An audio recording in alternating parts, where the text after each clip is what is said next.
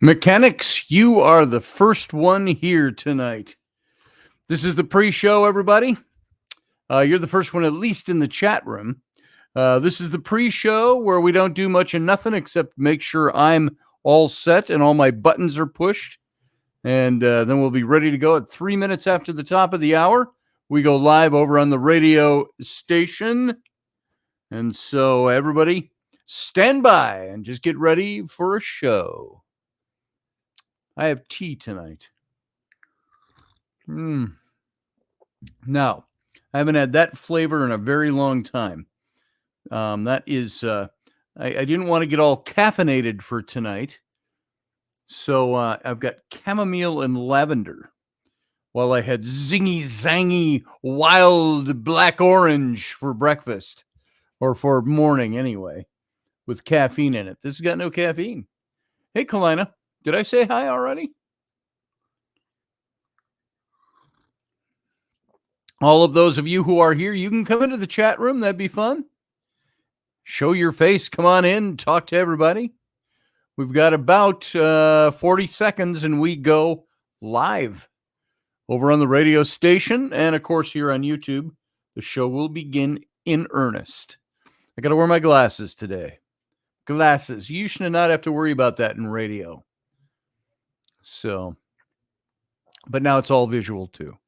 So, everybody, you stand by. Yeah, in about 20 seconds, we go live. So we're going to go dark, and then we'll come live after that. So everybody hang on. Going dark. Stand by.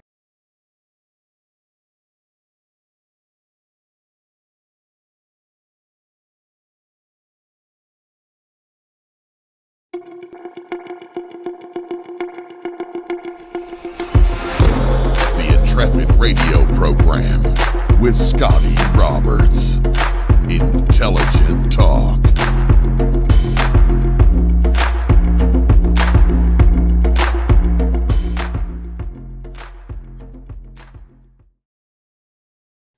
Hey, folks, welcome to the program. I'm your host, Scotty Roberts, and this is my show, the Intrepid radio program, right here on the Odyssey Radio Network. And you can come over to Odyssey Radio to hear just the audio version of this show. That is over at odysy.radio.com. And so come on over. And that's where we play on the radio station. And if you're there and you want to join us for the video simulcast, you can come on over to youtube.com/Scotty Roberts. And then you can find this show in all its video glory. So right now there's just the graphic up and little itty bitty me over to the left, depending on what kind of browser you're using. And hey, Leslie Holker, good to see you. And who else we got? We've got, Andy loves the bourbon tea you turned him on to on your Sunday morning show about a year ago. Bourbon tea. Yeah, I'm going to have to try that again. Right now, I've just got chamomile.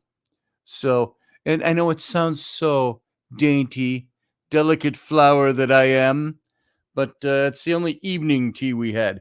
JP, how you doing? Yep, the usual suspects. We've got to expand our horizons, get more people coming in, let people know we're on. And I was just talking about that with another radio show host I know, who's been very successful in radio, Matt Locke. He and Rocky Stucci did, they were both part of the Conservative Cartel, and then they both did Glenn Beck, The Blaze. They had a show on there a few years back, and then they went to 5-0 down in Dallas, and Rocky and I did radio off and on all between that. And do you remember the days? I'm just asking the old timers here.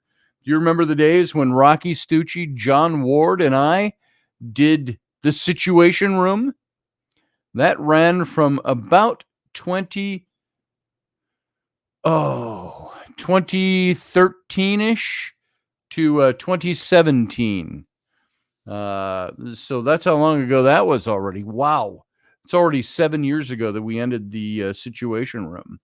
But that was a fun show. That was all political talk, global stuff. We said taking a bite out of the ass of the global matrix was our underscore. Never smarter than common sense was our tagline. The Situation Room. That was always fun with Rocky and John. And that was an afternoon show. We did afternoon drive time show. So, but chamomile. I don't know why I got that off of chamomile. But the bourbon tea, I'm going to have to try that again. I don't know if I've got any of that upstairs, or was it just adding bourbon to the tea? That I can do. Good for the throat, you know. Ryan Gale, good to see you. Steph Cuervo Queen, good to see you all the time. And Sean Stroik is here. Good to see you, Sean. And who else we got? Claudette is here tonight. And just going through and saying hi. Kalina is here. And Rendell Flegg. All over in the chat room. Jason Patrick. And who else we got? Oh, you know, Jason showed off the liners to his hat company. Looking pretty good the other night. So maybe he'll come on. He'll show you again in the captain's cabin. And if I have missed any of you, Lucky Stone, good to see you. If I've missed anybody who's over in the chat room, it's not because I have omitted you. It's because I didn't see you. So tonight, we're going to hop into a little mysticism. Talk about the mystical experience, but perhaps a little different than you might think. I'm jumping into this from a psychological standpoint. This whole enduring enigma of the mystical experience. And so I think, you know, on my TikTok, I told a very familiar story yesterday. I've been doing tarot over on my TikTok. Tarot card of the day. Sometimes I've been doing 2 and 3 card spreads, very rarely interspersed in there. And I started that about 2 months ago. I think I have 58 or 59 shows up right now. And I think I've only missed 1 or 2 days along the way. So of doing 3 to 5 minute readings over there on TikTok. So I put up a thing today about the shadow figure that I captured on a picture in Egypt that some have thought people very well versed in that field, or that, what would you call that mystical part of life. I had a shaman tell me, and I've mentioned it before, David Weatherly, who I still have to get on this show. But David Weatherly thought that it was jinn that I had encountered there. Chris Conway, a year later, got somebody else that said they were attached to me from 3,500 years ago. You all know the story. I've told it 2 or 3 times on this show over the last few years. And so I finally did about a 2-minute video just with the photos, the still photos, going from one to another, and I did a voiceover with it. And I told that little story. And so if you have not gone over to my TikTok, go on over. Join my TikTok if you have a TikTok. I don't get all the controversy with the TikTok. I know it's all the Chinese thing and gleaning our information and all of that. But so far, all they're gleaning from me is tarot readings. So, maybe Chairman Xi could find something useful in the devil card. I don't know. Or the fool card, or the high priestess card. So there you go. And I don't remember, was there something I was going to say about mentioning that video that I put up about the I'm just talking about mystical experience. So I thought, why did I go there? Why did I tell you that I put that video up and then get sidetracked and rabbit trailed off into the detail of how I put it together? It's talking about mystical experience. And that's one of those things that I would qualify in my life as one of the mystical experiences that I've had. And so it's it gets um convoluted is not the word I'm looking for. I think when you start looking at this stuff from a psychological point of view, you're going to start getting it's something I hate and something I love. I love psychology. I love how the mind works. I love to look into why we do things the way we do them. I like to look into it when it comes to spiritual things or esoteric things or mystical things. Can there be such a thing that is known as spiritual intelligence? Can that explain our mystical experiences? And our mystical experiences pathological, or are they part of healthy development? There is the question I want you to think about as we go into this. Got to think in broader terms than G. Getting your tarot cards, says JP. I know, JP, as I was saying that, I only said that because I knew that you would be somebody who in the captain's cabin, we'll talk about that tonight, because I'm sure you have a pretty hardcore reason for whatever you believe about TikTok. So you might be able to turn me on my ear on that one. It can be both, Scotty, said Kalina. Yes, it can be. Hey, Sarah, who has a mystical experience? Who has had one? That's a good question. You beat me to it, but listen to Sarah over in the chat room. Answer Sarah. Put it in there. Have you had a mystical experience? Something you would qualify as a mystical experience? And then what we're going to ask, I'm going to state it again. Is your mystical experience something pathological, or is it part of your healthy development? Now, before we do that, though, by the way, I want you all to know, and those of you who have purchased a copy of the Rollicking Adventures of Tam O'Hare over the years, and Leslie, I know you've bought a few of them for your grandkids. Right now, and I just noticed this by accident today, Amazon has the full color. Oh, well, this one right here. I'll show you. This version, sorry if you're listening on the radio only, you won't see this, but this version, it's highly reflective, so I got to hold it funny. But this is the square bound, soft cover, and it's full color. You've seen me read from this before. It's fully illustrated, The Rollicking Adventures of Tam O'Hare. And this book costs the cover price, when I first put it up a couple of years ago, of $29.95. That was and on Amazon, I make a whole 30 cents per book with royalties because of the cost of producing this book. And it's not pre-printed, but they do print up a few, because right now they have deep discounted this book over on Amazon. And I think it's kind of while supplies last. And what I did was, over on my Facebook, I posted a picture just showing pencil to final illustration, color painting. And then I put the link for the book. And then I just happened to see they're selling this book, which is cover price at $29.95, and which I sell here in my studio for a few bucks less than that. So I've only got a few over there. But $7.80 you can get this. Thank you, Leslie. She says she has 2 copies, and you've got the black and white and then the color version. Yeah. The black and white was the way the publisher, Morgan James, first picked this book up. This was my first ever published book. Came out in 2008. And it came out, all these color illustrations. The cover was not even color. Oh, yeah, it was. The cover was color. And it was red, primarily red in the background with this same illustration. But all the illustrations on the inside of the book, all these color illustrations, were all done in black and white, because they didn't want to put that expense into printing the book.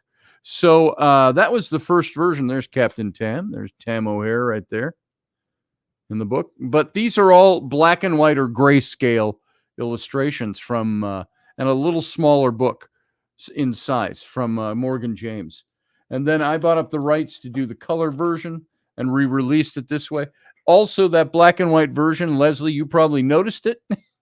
The black and white version has lots of typographical errors. So it was not edited well. And there's one chapter that ends with, I think it's Leslie, and if anybody who's read it, if you recognize the characters, the raccoon first mate, McCrick. It says at the end, in the text of the book, it says, McCrick looked down at the deck and shook his head. And that's the end of the chapter. He's responding to something Tam said. And in the black and white version, it says, McCrick looked down at the deck and shook his blank. No last word, no punctuation. So there's a couple of things like that in that book that drive me insane that those exist. And then they did a hardcover of the book that they didn't print on the hardcover. They did do a dust jacket, though. So if you wanted to pick up one of the hardcovers, I saw that those are selling for $18.95, and it's got the full color wraparound dust jacket on it. So anyway, big advertisement there for Tam O'Hare. If you want to get one right now, I'd go, if you want one of these, I'd go right now and get it from Amazon. It's going to cost you $7.80 while they've got them available at that price. And if that price isn't there, it means they've already sold out of them. But then you could get the hardcover, which is, if you think of it this way, it's a collector's item. It's a first edition hardcover, and it's in black and white. It's got mistakes in it, but it's got that beautiful wraparound full color dust jacket. So I might have to get one of those myself because I don't have one. I had one and it disappeared. Or no, it got water damaged over the years in a little basement flooding we had years ago. So anyway, all that aside, that's that. And you can go, I actually had a link here where you can copy this, and I'll paste it over here in the chat room. Boom. All right, that's the website, the official website for Tam O'Hare. And when you are there, just click on the main image, and it's got a link that'll take you right to Amazon. So it'll say in yellow text, click here or something like that. So there, that's all. I spread that out for quite a while, but let's move on. Let's get into the meat of tonight's show, because I think you're going to enjoy this, and I hope you will enjoy this, and I hope you'll think about this stuff and think about the questions I've asked. I am going to I've got somebody asking me, so I'm going to paste this over to a private message that came in. Let's see. Let me just put the link in for them. All right. So let's talk about this now. Let's talk about mystical experience. And have you had, you were challenged already by Sarah over in the chat room to maybe enlist your mystical experiences if you've got any. And we'll talk about those in the captain's cabin tonight, the after show. And by the way, those of you listening via the radio station, when this show goes off air over at Odyssey Radio, come on over to my YouTube channel. It's youtube.com/Scotty Roberts. And you can join the chat room and watch the next hour-ish for the follow-up show, the after show, the Captain's Cabin. And where we get some good conversation going over there. Roy Palvido, how you doing, sir? Good to see you. Just entered the chat room. All right. So, mystical experience. Is it pathological or is it a healthy development? That's the question we're going to kind of focus on.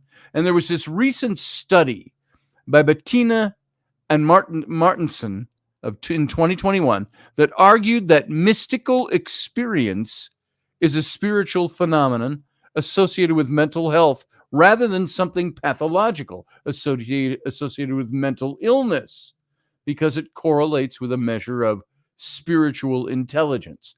Now, something you're going to find, most of your psychologists, your scientists, your critical thinkers of that nature, those who study the mind, they will take something like mystical experience, spiritual experience, and they will chalk that all up to social mores, social values, traditions, psychological experiences, psychological trauma, all these different kinds of things to explain away mystical experience. And that's why I said on my TikTok, I put that video up that I've told you that story. That's only one of many experiences that I've had that are not invented. They're not fabricated in any way. They're not a product of my psychological pathology.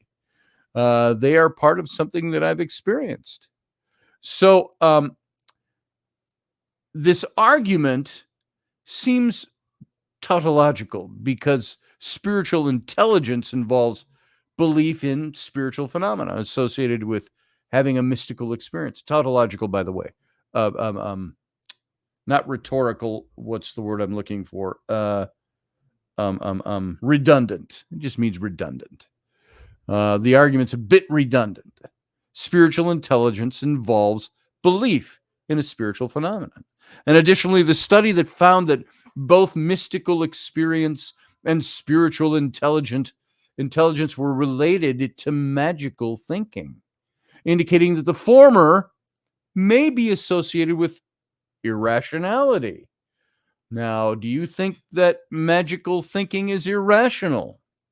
This is something that many people in psychology, I'm not talking about parapsychology, that's different. I'm talking about psychological field. They will look at these things as irrational, as pathological. So both mystical experience and spiritual intelligence may share this underlying tendency to blur the boundaries between the inner and the outer worlds. So that's what's imagined might seem real. Now, that's a psychological explanation.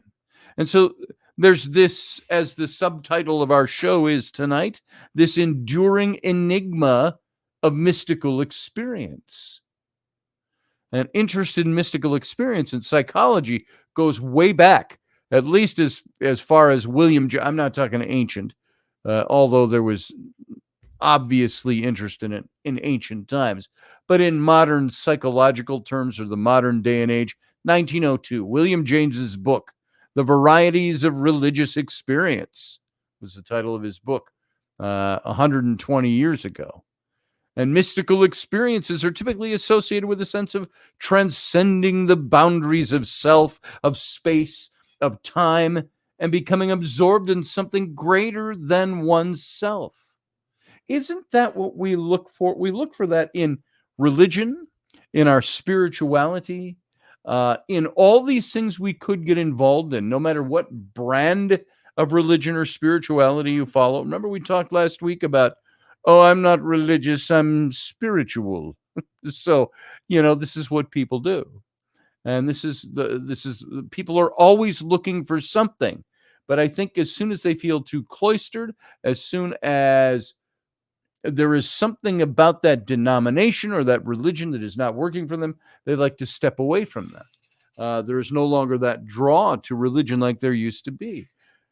But people, and that's a generalization, of course, but there are people that typically associate the sense of transcending of the boundaries of self and space and time and becoming absorbed in something greater than oneself, that they become one with the universe.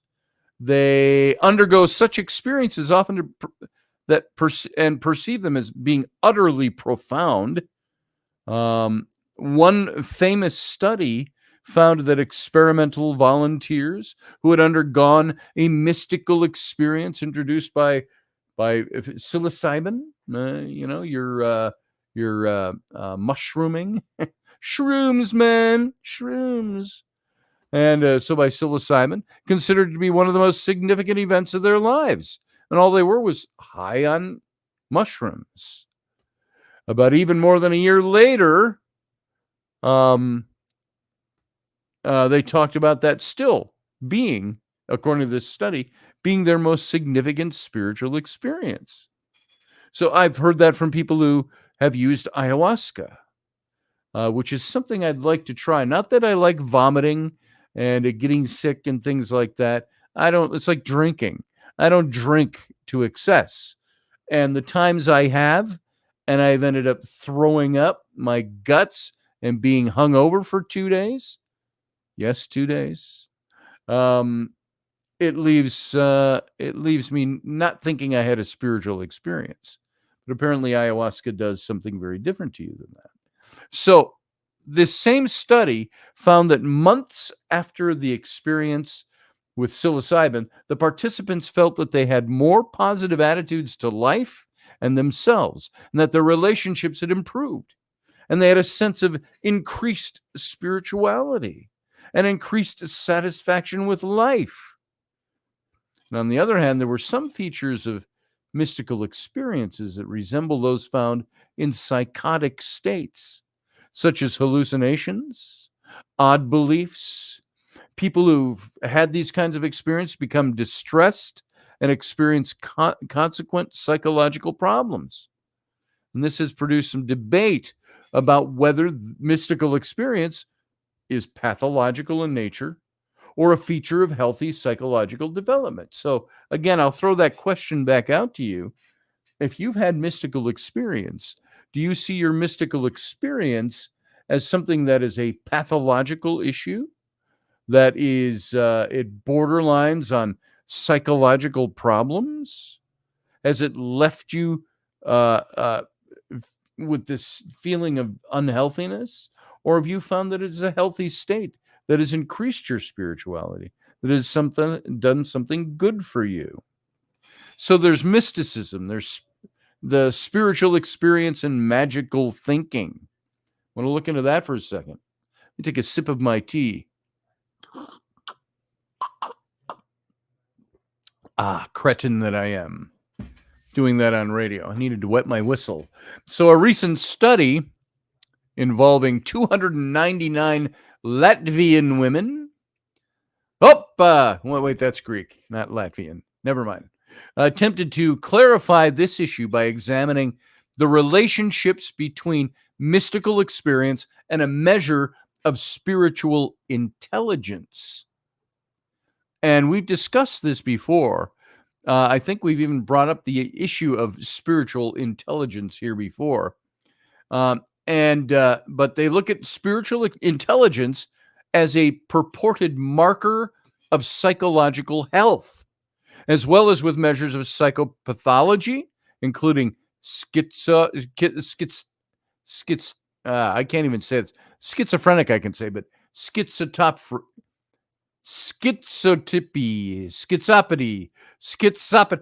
hippity hoppity doo, zippity doo dah, schizopathy, and the psychotic symptoms. There you go. I can't even say it. SCHIZOTYPY. Tippy is the endotypy, or schizotypy, schizopathy, schizotypy. Okay, you got it. You know where I'm going with that. The schiz word, the schizo. It refers to the tendencies that resemble those found in people with schizophrenia, and although in a more attenuated form. And so now the study addressed both positive schizophrenic activity, including you saw what I did there. I avoided the word. Including unusual perceptions. That's seeing things that other people do not.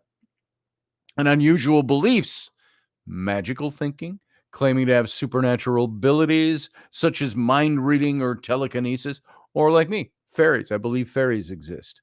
We've talked about that before. Not your storybook fairies. So, negative schizophrenic activity, including social avoidance, lack of normal emotions, psychotic symptoms, assessed in this study included delusions, hallucinations, disorganized speech, disorganized thought and behavior. So now, I know an awful lot of people that believe weird things. I don't see most of them as psychotic. I do see some of them as now, ride with me on this one for a second, everybody. I might be pointing a finger at myself when I say this, but I look at people who believe weird things or are into weird hobbies like Furbies, dressing up as fur people, or people that are way into gaming and way into Star Trek and role playing games, things like that. I look at that all along with the ghost stuff, the mystical experience stuff. There are so many people I've known through the Renaissance Festival, which is basically the Renaissance Festival is a bunch of people who like to live out their dreams by joining a cast of characters and playing in street theater. It's the reason I joined. I mean, where else can a guy like me put on my leathers and my black velvet tights with my functional codpiece and my over-the-knee black leather bucket boots and strap on a sword and a dagger and wear a big compassing necklace around my neck with my shirt open to my big belt buckle and swagger and woo women? There weren't many places you could do that. So we enjoyed doing the Renaissance Festival. Are all of these types of things I put into the mystical, the same category as I do some mystical experience, some spiritual experience? There are people that need certain things, and so they believe certain things. They believe certain things mystically. They believe certain things spiritually, certain things religiously. They practice doing things that are out of the ordinary, like the overt role playing, all the things that they get involved in. I will tell you something. A lot of the people I encountered at the Renaissance Festival, and this isn't a negative, I'm just saying a lot of them were people that didn't have anything else in life. And they put all their energies and their efforts into doing these things. Their whole lives were built around it. And if they missed a day at the Renaissance Festival and they were on cast, it was like you might have just said that they had lost part of their life.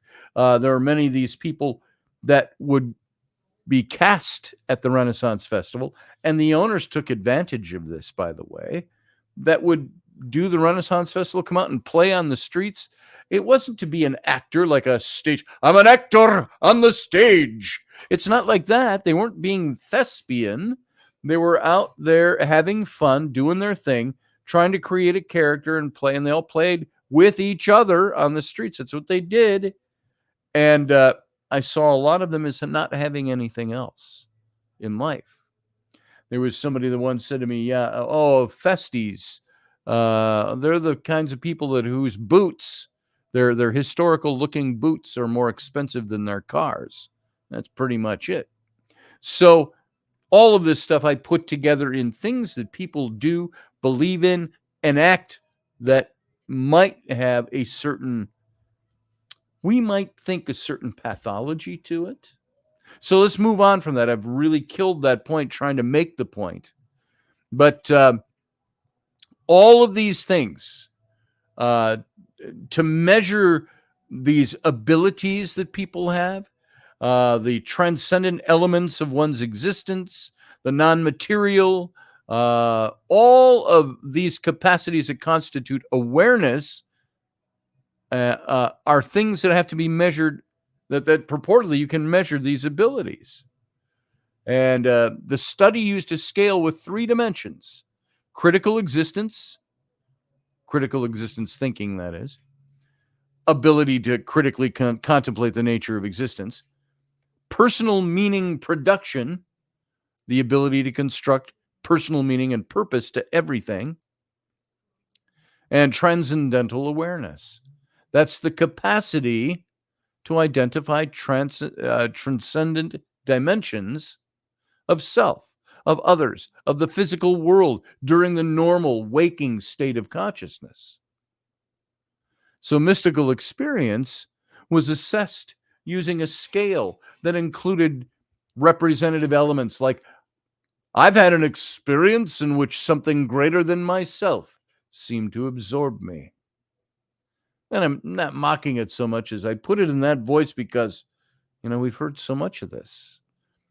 I've had an experience in which a new view of reality was revealed to me. It's like I remember many years ago, 30 years ago.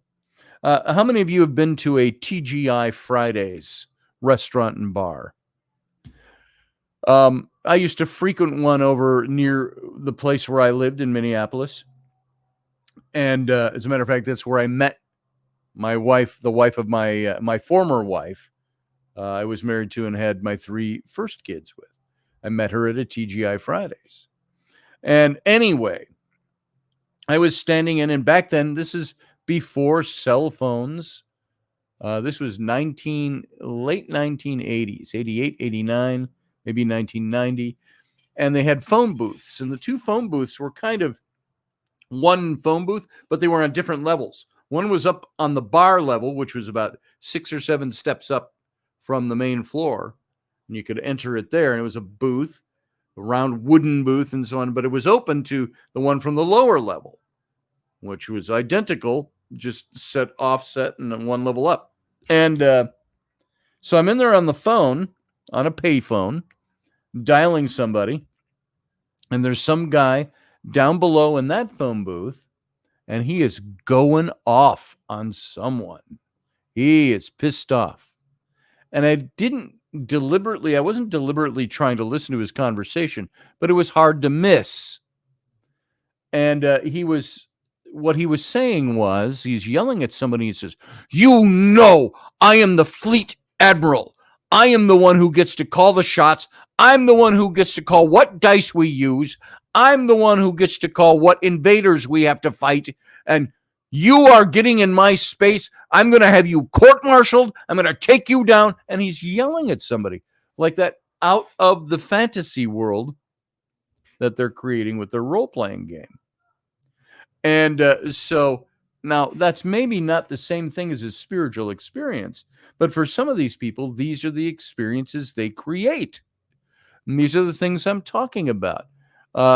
They are all people that are looking for something, like we all do, looking for something greater than ourselves and something that they can sink themselves into. They sink themselves into the role playing or whatever it might be, or a spirituality. And I have found that they really are tantamount to the same thing psychologically within us. It's where we put our energies, where we put our intentions.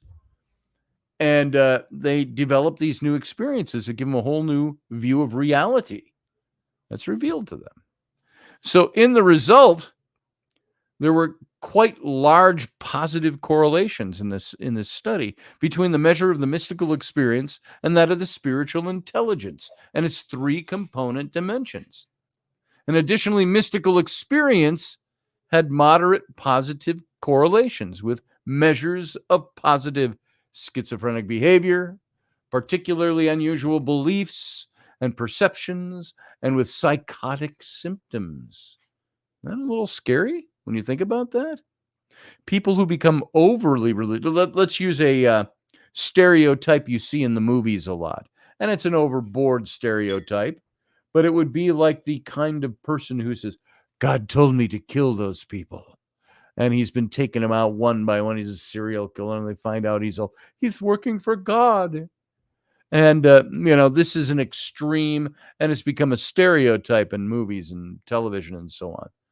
But mystical experience, however, was unrelated to measures of negative schizophrenic behavior, such as social avoidance, lack of emotions. And overall, the spiritual intelligence and its dimensions had comparable results, as they had modest positive correlations with unusual beliefs, perceptions, and to a lesser extent with psychotic symptoms. So to assess which factors were most strongly related to mystical experience, the authors of that study conducted a further analysis of several variables in the same time that showed that a very large amount of variance in participants' scores on mystical experience was accounted for by spiritual intelligence, with considerably smaller contributions from unusual beliefs and perceptions, and an even smaller contribution from psychotic symptoms. So there's a real deal with spiritual experience and mystical experience. Let's dig into that for a second. Based on their results, the authors of that study concluded that mystical experience can be seen as a spiritual rather than a pathological phenomenon. And although the results show some interesting findings, I believe that this conclusion is rather tautological again, or rhetorical, or redundant. And it needs to be looked at more critically. First, the authors assume that spiritual intelligence is both a valid measure of some kind of spiritual ability and of psychological health. However, just because mystical experience is correlated with something claiming to be spiritual does not establish anything substantive. One issue is that much of the item content in the spiritual intelligence scale presupposes belief in spiritual phenomena that are similar to kinds of experiences being tapped by the mysticism scale. For example, the transcendental awareness subscale includes items like, I'm highly aware of the non-material aspects of life, while the critical existential thinking subscale includes items like, I have often contemplated the relationship between human beings and the rest of the universe.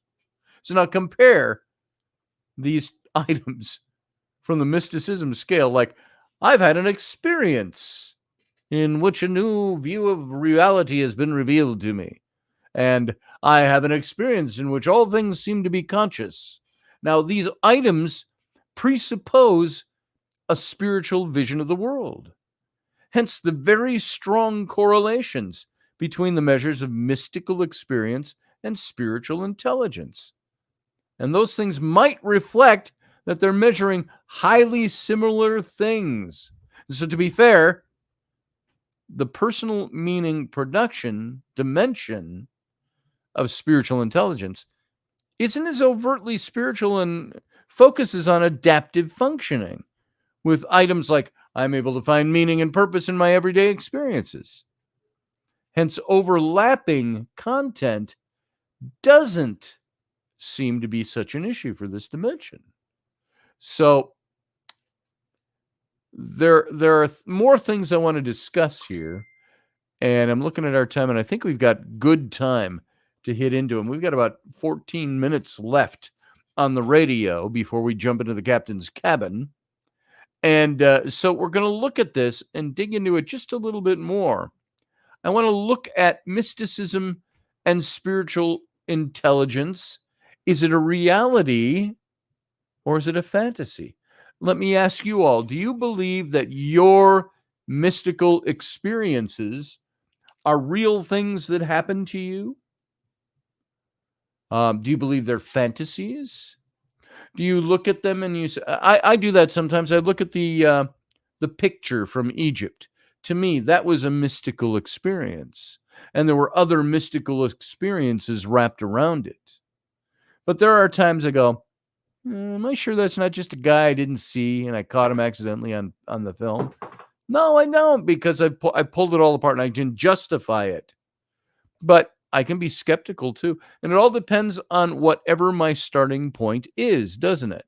If I believe in the mystical, if I believe in the fantastical, if I believe in the spiritual elements of the universe, and I believe that they actually are real and function and interact with us in daily life, versus I have a scientific skeptical mind and everything has to be explained by science. And if you can't, it doesn't exist. Therefore, it is probably just something that didn't really happen. I had people look at that picture and say, oh, that looks like maybe a scarf blowing in the wind or something. It's like, well, where'd the scarf from in the ruins the 3,500-year-old ruins of an Egyptian temple. Come on. Somebody lose it there and the wind's caught on the stonework? I don't think it looked like that at all. But I had a good skeptical friend, and I've mentioned this before. When I showed him pictures, I played tapes, and he didn't hear the EVPs because he didn't want to. That's going the other direction. But he said, the only reason you saw a ghost is because it's 3 a.m, you're tired, you're worn out, your brain is worn out, and you really need to see a ghost. And I've given you this example before, but I said to him, brother, you've known me for many years. I said, do I come across to you as a guy who needs to see a ghost so bad that I'll make shit up in my head? And he says, well, you make a good point there. Because I don't do that. I'm a fairly pragmatic sort of guy. Yeah, it looks like a figure to me too, Randall. Leslie said they were real to me, and I'm a logical person. I'm a logical person too. Hey, you don't know me, Mom? You say, dang, I missed the first hour. I'll rewatch it later. Well, you're in luck because we have an hour and 15 minutes yet to go. So the show ends officially in about 11 minutes, and then we'll move into the captain's cabin, the after show. But let's go into this. The common trait that's underlying mystical and spiritual experiences is the question, is it reality or fantasy? And claiming the mystical, here's the key points I want to cover. Claiming that the mystical experiences are spiritual is somewhat redundant. It doesn't offer much substance or substantive insight into the nature of the things that you're seeing. The second one is absorption. It's constantly associated with altered states of consciousness, including various kinds of spiritual experiences. Well, I should say for my part, not always.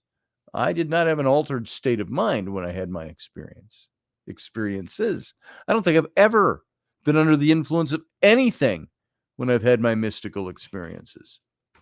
And then there's third, the spiritual intelligence part. That might represent this high capacity for absorption and an outlook that interprets ambiguous phenomena in spiritual terms. So we discussed this study a little earlier by Bettina and Martinson from 2021 that examined the links between participants' reports of mystical experiences with a measure of spiritual intelligence, as well as measures of psychopathological traits, including, there's that word again, that I can't say. It's just the arrangement of letters. Schizotypy.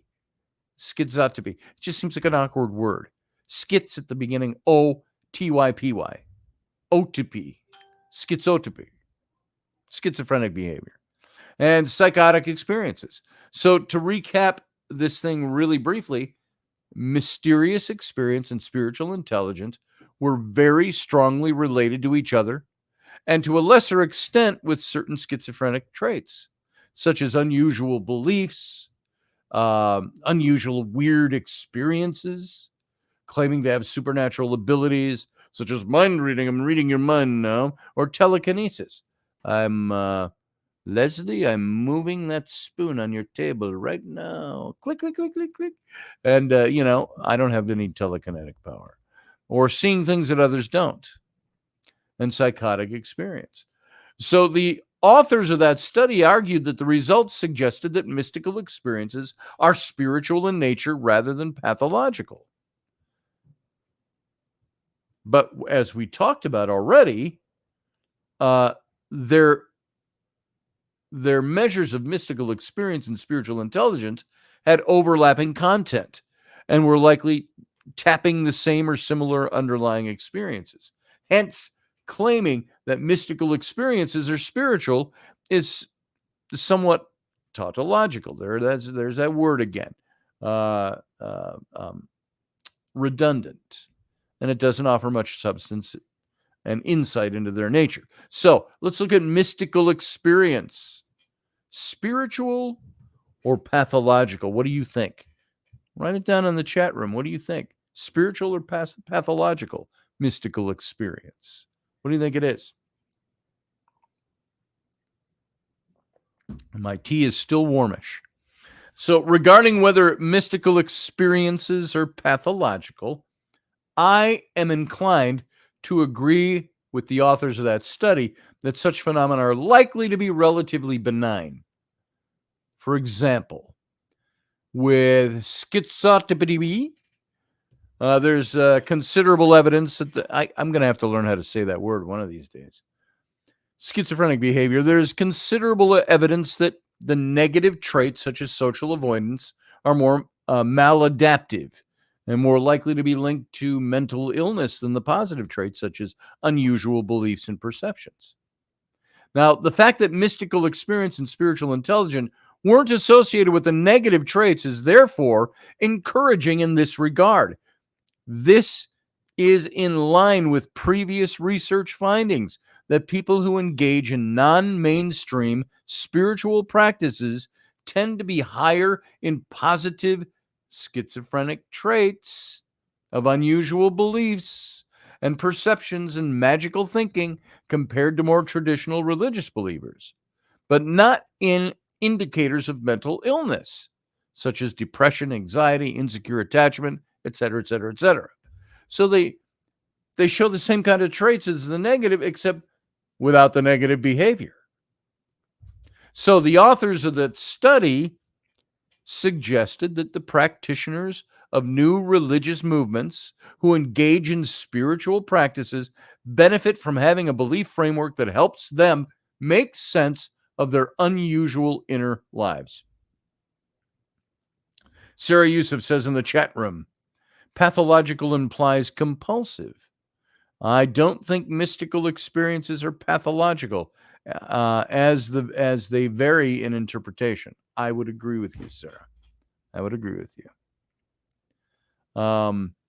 Leslie said, I've seen that picture, and it was somebody standing there. Yeah, it was. Trust me, but they weren't there when I took other pictures. So now the fact that mystical experience was positively correlated with psychotic symptoms in the study deserves further clarification, as the measure used in the study grouped together somewhat disparate symptoms, including delusions, hallucinations, disorganized speech, thought, or behavior. The authors correctly note past research that shows that some of the phenomena, like auditory hallucinations, may be relatively common, and more than 10% in people who are not mentally ill and may not cause problems. However, disorganized speech and thought or behavior might be more likely to be maladaptive. So further research should attempt to clarify what kind of psychotic symptoms tend to be related to mystical experience to resolve whether they could be considered pathological. And this isn't a new recognition of the mystical experience. Keep in mind, and we mentioned this last week, in ancient times, those who were madmen or insane were held to a higher position. They were treated with honor because they could see the future, or they were predicting, or they were so off the scale that their insanity proved that they were spiritual beings who were in touch with something, and they were just in touch in a very different way because they were tainted in the head. They were in touch with other things. So, that right there is kind of, you think about that in ancient times. Do they treat, prophetic, said Sarah, exactly. That's interesting to me. They don't treat insane people that way nowadays, but they would come across that way. They would display those somebody who may have been really in touch with something on the other side.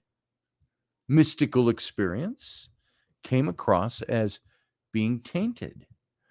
You can see it's like the biblical verses of Moses having seen God and talked to God, and he came down and his face was shining His hair was white and all of that.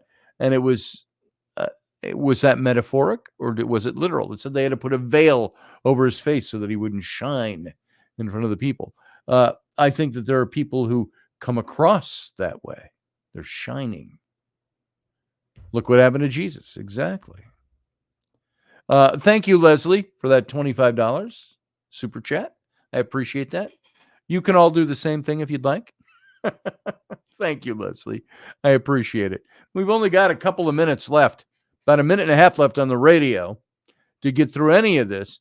But I wanted to look at the trait of psychological absorption, and we're not going to get to it. Absorption represents an individual's tendency to become deeply engrossed in sensory or imaginative experiences. Now, I'm deeply engrossed in the stuff I believe. Am I absorbed in that? Is that absorption? Yeah, psychologically it is. It's openness to experience. It represents the breadth, the depth, the complexity of one's inner life. Absorption is consistently associated with altered states of consciousness, including various kinds of spiritual experience. And it looks to some practitioners to be hallucinogenic or psychological predictors of intensity. So all of that. Now we got a half a minute left. So we got to leave it there for the radio audience. Radio audience, thank you for being here. Join us over in the chat room and for the Captain's Cabin on youtube.com/Scotty Roberts, where we're just going to keep running this show. We're going to keep going from here. So all of you over in Radio Land, live long and prosper.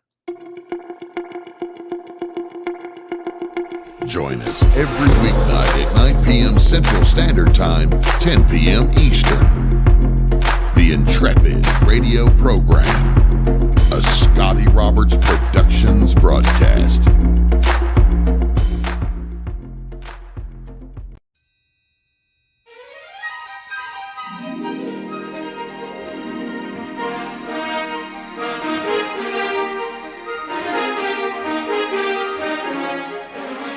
Hey folks, this is Scotty Roberts, and this is the Intrepid Radio broadcast. I've been broadcasting for about 20 years now, covering such topics as science, politics, the paranormal, weird science, weird world history, archaeology, and the paranormal. Everything from ghosts to cryptids to creepy things that go bump in the night. So every week I bring you 3 new episodes. Come and join my channel and also be a patron to this site. So see the details below, and we'll see you here.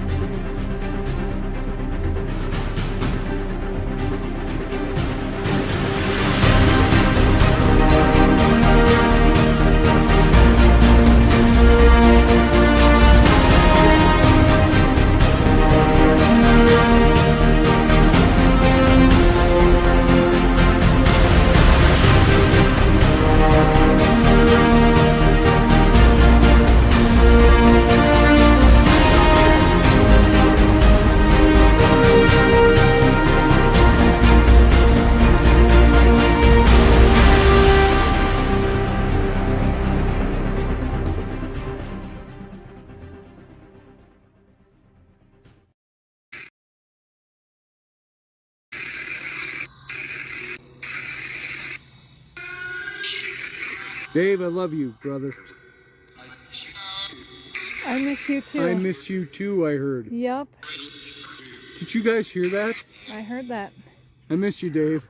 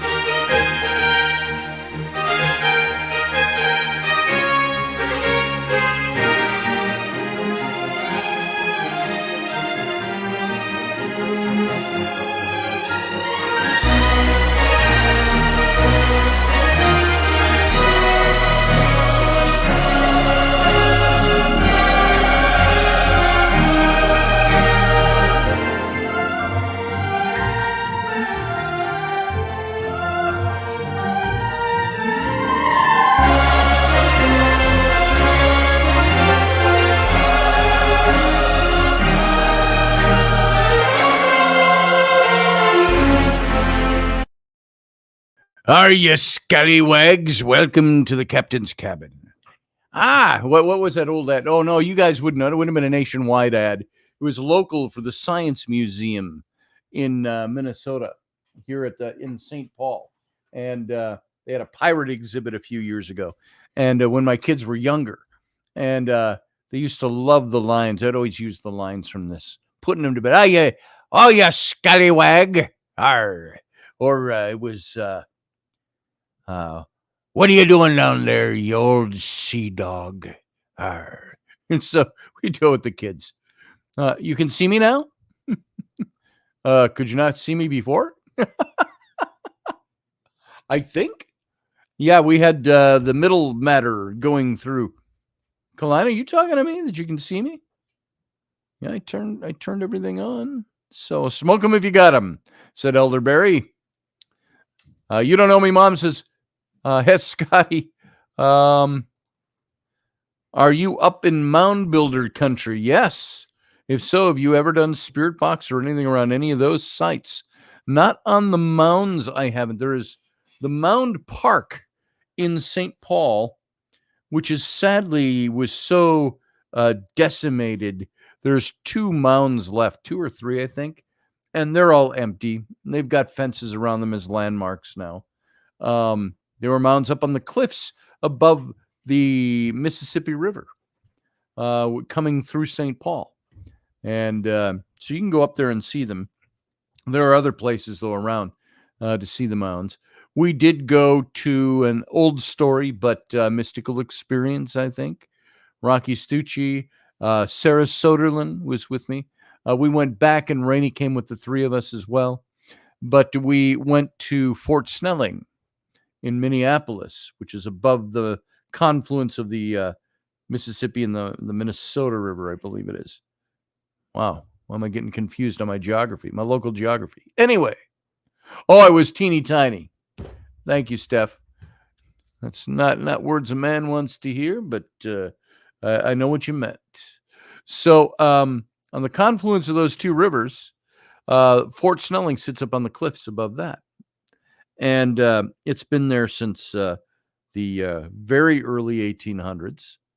I think before that in the 1700s even, it was a small outpost. But it was a working fort up all the way through World War II, where troops mustered and they sent them out. And it might have been the Korean War even. And so Fort Snelling, very interesting place. Kalina, yeah, I've told this story before, so I won't get into it in great detail. But there was Fort Snelling had, after the Dakota War, which took place in 1862 here in Minnesota, they had 1,500 Native Americans that were part of the Dakota tribe that were held there, interred there. They built down below the bluff on the river flats. They built a stockade, and there's even photographs of it where there are tents or teepees that are pitched all throughout. They've got it from up above from the fort. Somebody took a photograph of that, 160 years ago that happened. And doesn't seem like that long ago, but right during the Civil War period is when that took place. And so you can sit there, and you can see all the teepees in this photo down on the river. But during that winter, there were over 300 Native American men, women, and children that died from deprivation, starvation, some of them, the elements, of course. And during the summer, there was dysentery. There was, because you're down on the river flats, it's mosquito infested, and so on. Well, the site, there's placards around. It's now nature paths that are paved, and you can go walking through that whole area in the woods down there, down below the fort. And they got little placards around saying, this was the site of the internment camp, which was really nothing more than a concentration camp. And but it's as you're entering the area that the sign is there. There's nothing marked off saying this is where that site was. So as we walked through, we found like old foundations from buildings that were there. From what we had read, down below the bluffs there were storerooms and things like that. And we thought this has got to be a likely area where they had this stockade down here. And so we're broad daylight. It's 2:30 in the afternoon, and we set up Spirit Box, and we recorded EVPs, and we got all kinds of voices coming through from down there. We asked, "Is this the site where this internment camp was?" And yes, it was. And we were getting positive. We were getting women crying, women talking, men talking, very deep, gruff voices, rough, and children crying, and thank you for delivering my tea. You put honey in that? Thank you. I got a new cup of tea. I burned myself. You burned yourself on the hot water? Yeah. Uh-oh. No, There she is. There's Ellery. My finger touched right there. Oh, yeah. And I taped your tea. It's taped on the bottom. It's bottom. taped on the bottom? Yes. How long's that been in there? Well, Tea looks dark, so. I taped it, but then I put the water in. Okay, that's fine. I'll let it go for a couple of more minutes. So everybody say hi to Ellery. So anyway, while we're at this site, we couldn't understand a lot of it, and we had assumed that it was Lakota or Dakota language that we were hearing, and every now and then we got a little bit of English, and it was very sad, the whole thing. And I remember saying, "Thank you, Chuck. That's my youngest, my 9-year-old." So at the very end, when we were getting ready to be done, I remember saying, "Is there anything that you'd like us to take back with us? What would you like us to tell people?" And that gruff man's voice came up, and in English, and it said, "Remember us." Those two words. Remember us. That was really profound. And I had a big emotional experience for those of us who were there. Rocky and Sarah and me. And so those are the kinds of mystical experiences. There's one right here in Fort Snelling. So while we don't have the mounds as nearby as I would like, although we have the Mounds Park where there were something like 120 of them, and there's only 3 left now. It's a big neighborhood now. It's the Mounds neighborhood, Mounds Park neighborhood, up above the river in St. Paul. Old houses, things like that.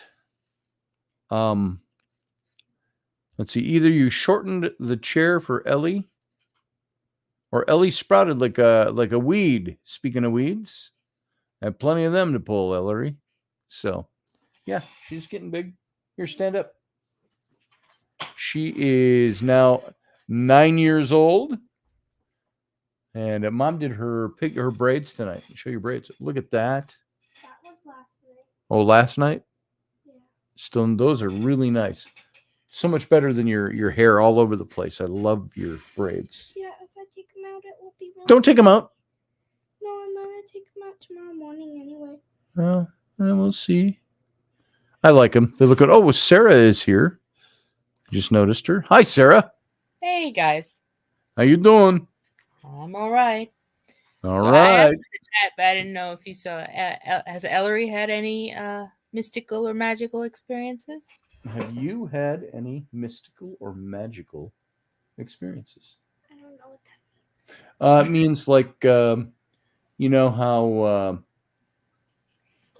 like Rowan had her dream about Uncle Dave. Flynn had some dream about Uncle Dave. Sam had those too. means. Narsky. Narsky? Narsky. Does that mean no? Yeah. Yep. Nope. She hasn't had any. So, my other kids have, and I have a job. I do poop scooping. wow, she's about old enough to get it. She's got a job. Guess what? She does the poo patrol, her own business. She goes around to neighborhood houses and she picks up poop. And for a 9-year-old in 4th grade, she's been doing about $100. Grade. 3rd grade? I thought you were in 4th grade. I lose track. So 3rd grade, making about $100 a week on average. That's pretty good. That's really good, Ellery. Yeah. I'm sure you're learning a lot about finances and doing work. She and has being learned. responsible. Mhm. She has learned that she takes 50% of what she makes, puts it right in the bank. So she's got a bank account and a savings going. Right And now, I have $131 in my savings. $131 in her savings account. How about that? So that's after 3 weeks of doing this. So she's done pretty well. Yeah, very well. So, and of course it snowed up here. So some of the regulars who have her come back, they were holding off this week because the ground's all snowy and wet and all of that. So yeah, Elderberry, she does a good job too. And people are praising her. If you can look on my my Facebook page, I put up and my Instagram, I put up some pictures of her with some of her clients. So that's pretty neat. So good for her. She'll own a company someday, just like her big sisters. Yep. I think that'd be cool. That's very hot, but it tastes good. So what's on your mind, Sarah? Where should we take this? Well, first, I just wanted to make sure you know how to say it correctly. So let's try it now. Oh, schizotypy. Schizo. Schizo. Typical. It's Typical. Well, it's TYPY. Yeah. Tippy. That may have been a mistype or an error. But usually I it's saw it in this article. I saw it 5 times. Yeah. Type the same. And I'm wondering, it's either wrong because it's schizotypy. Schizotop. So I thought it was schizop. See? SCHITZOTPY.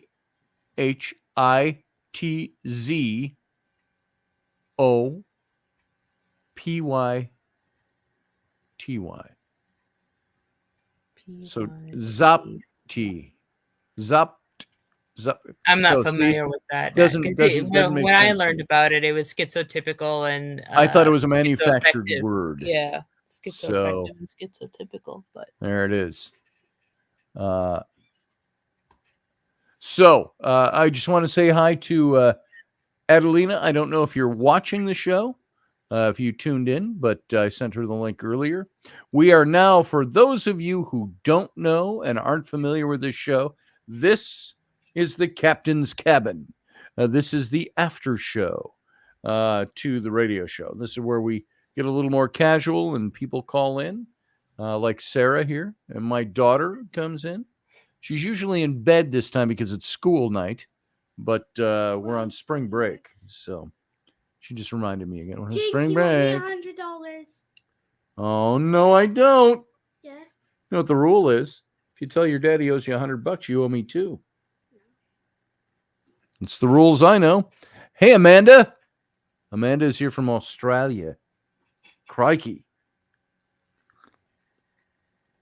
So this whole thing of, I know a lot of what this study tried to do, and some of the people critiquing the study, they look at this mysticism and spiritual experience, and their presupposition or their starting point is one of saying, well, this is all psychological. It's all in the mind, and it's either pathological or it is or it's schizophrenic. Well, I mean, there's definitely bias, which you have to be careful when you look at different studies because Right. with whatever data interpretation that you get, they're going to interpret it through that bias, which sort of right. plays into the whole idea of a mystical experience because it's a matter of perspective, and you're basing it out of whatever psychological concepts that you build your perspective out of. So if someone looks at it something very biblically, they'll attribute it to they'll attribute it to within that framework. So is it because of angels? Is it because of God? Is it because of whatever it is? And then the types of mystical experiences that are out there are just so varied. It's almost difficult to just categorize because you have people who have visions, people who hear things, people who see things. I mean, it runs the whole gamut. It's basically, at least from a psychological point of view, if you're confronted with the unknown and then your brain tries to, sort it. Understand what's going on. What's the data? Do we see shadow people? Is that a sort of mystical phenomenon? We're trying to interpret something that's completely foreign to us. Because usually, even if something we don't know about it, we try to relate it to things that are close to it. Yes. That we do have that, and then extrapolate from there. But if you don't have that extrapolation point, then what do you call it? It could be called a mystical experience. And again, that's depending on your interpretation and perspective on things. Right. So Elderberry says he says, I don't need no psycho view. Well, everything we do is psychological. Whoop, hang on there. Careful on that chair. Okay, I need your hand. So, you're drawing on my hand. Yes. Okay. Psychology affects mentality. It affects mood. Yes. And all that is tied in together. And if you're in a bad mood, you'll have an event, and you may interpret it more negatively if you're in a bad mood, or positively if you're in a great mood. Mm-hmm.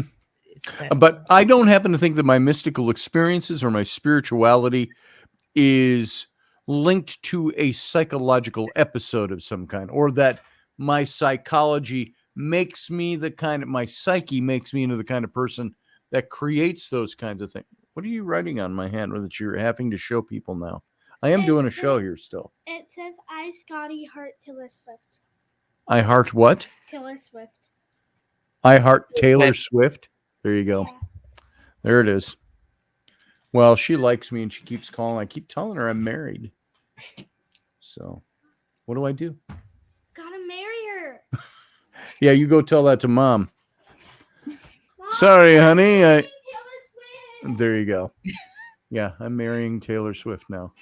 Boy, whenever I go out, my kids, I don't know. This is how they are groomed by probably TikTok and all the other things out there that my kids watch constantly.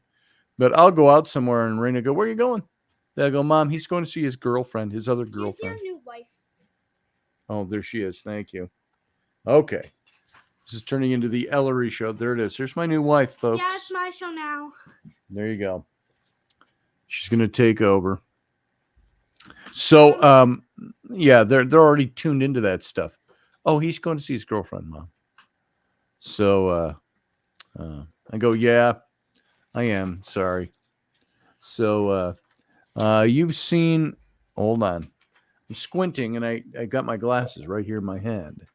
So, hey, Dave, how you doing? Dave Avarino. Have you seen an actual djinn in person? I think I have, Dave, but I can't qualify that. You've seen the pictures. I've put up the pictures before, and of something that I captured on. It wasn't film; it was digital. Bless you. In Egypt at Saqqara, at the stepped pyramid of Djoser, and something emerged from behind the rock or the stonework, and it was not just and now yes, okay, that's very nice. Wait, Nobody can read that on the radio, baby. it's Okay. blubber. Yeah, let's not do that while I'm talking. Don't put that in front of my face, please. All right. Protocol. Like they care. So here I want to find just for Dave and maybe anybody who hasn't seen it, I'll find the picture and put it up while I'm talking about it. But these are photos, and did I see a djinn? I don't know. I don't know for sure. I do know that a shaman friend of mine who saw the picture and somebody else that you're familiar with, Sarah Soderlund, thought it may very well be djinn. Dave maybe has a little more experience with that stuff than she does. I don't know for sure, but he believed it was.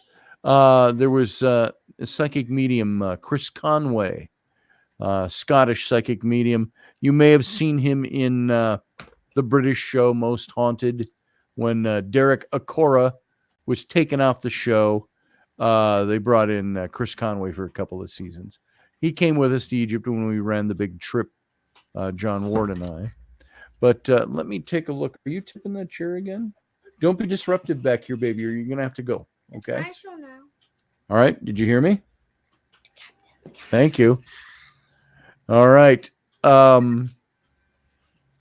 So he got some things there that said that something connected with me, but he felt it was different, that it was a different spirit than a djinn.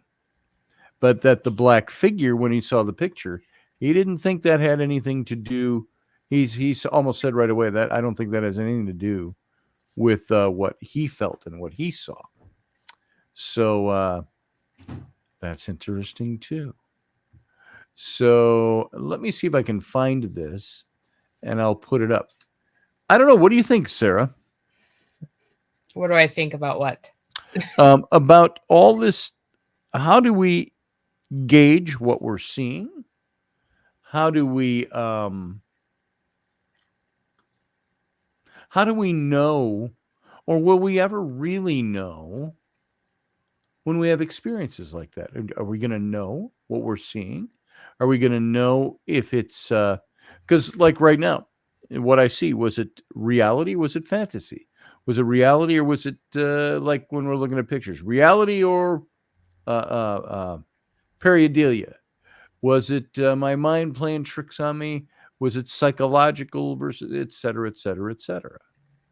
What are your thoughts? Well, I mean, that's, you have to base it off of your own, and it seems like a cop out to say, but I mean, base it off of your own interpretation and belief system. Right. Is it psychological, or just to use a different example, that ghost box session that you play for saying it's Uncle Dave, that to you that's a mystical experience. To someone else who may be watching a video, it may not be a mystical experience. Right. Now, like Chuck just said, I told you of that thing, quote unquote, I ran into in a cave in Nevada. I have no name for that thing. I'm just happy it let me leave. Right. Now, for him, very real experience. What was it, though? What are we experiencing? See, I happen to believe that obviously there's more to this life and this universe than physical, tangible, what we can see and feel. Right. So, well, I agree with that, at least that part of it. Yes. So, Here, this is the photo for those that have not seen it. I'll throw that up. This was the original photo. Now, if you look way in the back, almost dead center in this photo, go dead center, and you'll be right in front of that shrine structure that's partially rebuilt there. Move to the left a little bit, and you'll see a long stone with kind of it looks like a white cap, a lighter colored cap along the top of it. I was sitting there, and I was having a smoke. It was John Ward and I were there, and there was nobody else here other than the guardians, the Egyptian guardians, and they all wear the galabeas, and you've seen them. Man will wear his typical clothing underneath them, pair of pants, shoes, but this long robe. It's like a long shirt almost. Think of a long nightshirt that drops all the way to your ankles. That's what these galabeas look like, and they're long sleeved. And they're usually in color. They're white, off-white, light gray, blue. Sometimes they wear black ones. And I don't know if I've seen brown, but usually you see them of a lighter color. But they do have black ones. And so those are the only other people on the site, the guardians. They were villagers who lived nearby that are paid by the government to come in, and they have a job for life. They're guardians of these sites to protect them. So I was sitting on that stone back there. John was poking around in the ruins. He was wearing a kind of a tan to greenish olive drabby kind of colors with a slight plaid line work in it, suit coat with a cravat, a red cravat, and his fedora. And he's just poking around the ruins. He's got an umbrella over his arm. British, you know. And so while I was sitting there, I had that what I can only classify as a vision. And I've told this story so many times. I don't want to bore anybody, but for those who haven't heard it, that's what happened. I saw walking down that lane. You can see there's kind of two lanes on both sides of all the little bits of stone that they have out in the middle of this courtyard. And it's the one on the other side there that goes in front of that shrine to the back. There's a lane there. This is the Hebsed court. And just off to the left, right past this picture, literally right off the left, is the big pyramid of Djoser, the stepped pyramid. It's right there. And this is the Hebsed court alongside it. Hey, Grumpy Stack, good to see you. It's late. How come you're not in bed? So, but welcome, brother. I haven't seen you for a while. So, I had this vision. I won't go through all of that again, but it was all different. I saw things. I could smell incense. I could see torches burning. Everything was changed, and then it was gone. And so what I did was I walked from that stone way in the back there, and I walked all the way to where I am here. There's more of these rebuilt temples or shrines like the one you see in the middle of the picture on this side of the court. And I looked back to where I was sitting so I could get a broad shot of the courtyard. And it was cool. And I took a couple more pictures. There's nobody in any of the pictures until that was in 2013 when I took this shot. This is 11 years ago. My first trip to Egypt. And it was 4 years ago that a friend was going to Egypt, and she called me and wanted to see some of my pictures. And we're like this. We're talking live on Skype, or not Skype, video chatting. And I showed her this picture. And when I blew it up, I said, look, this is the stone where I was sitting. That's the story. And I just started panning over to the left, and you can barely see it in this picture. But if you look way over to the left, center left, you'll see coming out from behind the stone blocks, you see the stone wall there, right about the middle of the picture, you'll see the black figure. And he's got, you see an arm and a hand. Field Guy says, same old sheet. You talking about the show? So, oh, you're battling demons. Oh, I hear you, Grumpy Stack. I think I know some of what some of that's about. And so there's another picture. There's a little closer up shot of this. And I'll throw these up. This is more for people who have not seen these. Dave asked about it just now. And so I'll show you a couple more pictures, and we'll figure out what we're doing, and we'll figure out what I got here. There's the very close-up one. Hebsed Court, blah, blah, blah. Okay, all I've got's here's the closer view. We'll load this one up. Now, this is going to be the same shot. All I did was blow up that area to the left. And you'll be able to get a little... no, that's all right, Field Guy. I thought you were talking about the story, because I've told it about 100 times on this show. And, 3 maybe. So this shot now take a look at this shot right here. Now, as I'm scanning, I blew up the picture on the computer, and I was looking, and I looked to the left, and I see this. Now, this is the stone. Way over to the right is the end of the stone where I had been sitting. Now, way over to the left, you see this figure coming out from behind the stonework. And this is what someone very skeptical said. Well, that looks like a scarf hanging there. I said, really? It looks like a scarf to you? It's like my skeptical friend who couldn't hear the EVP and the white noise. Clear as a bell. Couldn't hear it. Didn't want to hear it.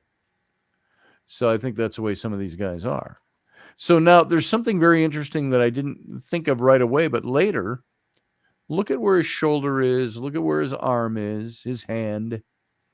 And the first thing, when I first saw this, my initial thought was exactly this. In my mind, I went, wow, that looks like those shots of Bigfoot. And I wasn't thinking this was a Bigfoot. Never heard of Bigfoots in Egypt. Sasquatches in Egypt. But I thought that's just like one of those shots. And then I went, wait a minute. Maybe it's mystical like that, in the sense that you're only seeing a portion of this image. Why is it this is all that you ever see of these kinds of things?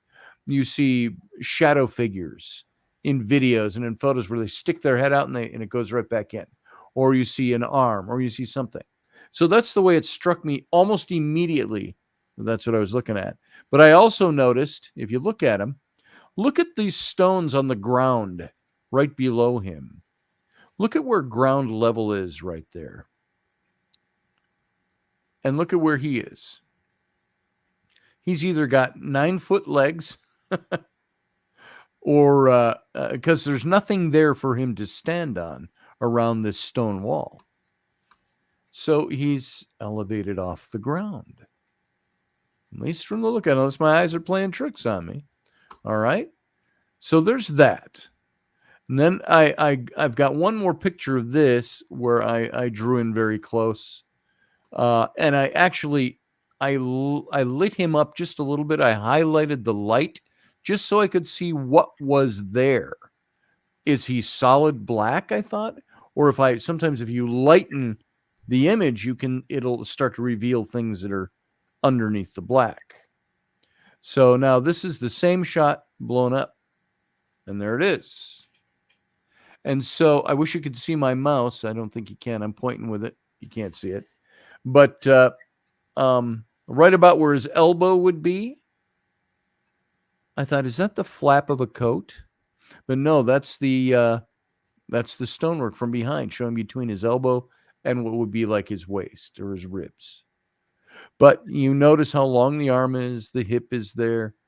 Don't know what that is. Is that like muscular pecs showing way at the top by the shoulder? Is it a piece of clothing? Don't know.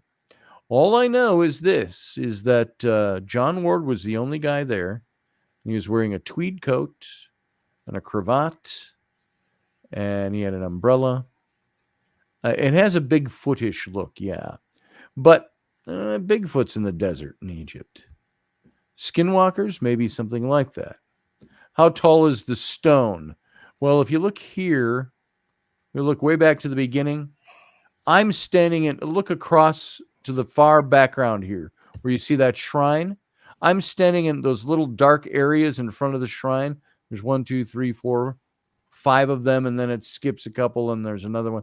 Shadows, the shadows of those things. These are like little porches that go onto in front of these shrines. And there were several of them along both sides of this court. So I'm standing in one of these porches. It's up 2 steps, but there's no steps out from the stonework. It's the stonework goes to the ground, and then there's 2 steps in, like where I'm standing here. It's recessed. So and you can see here, it's behind the stonework. Here, close up.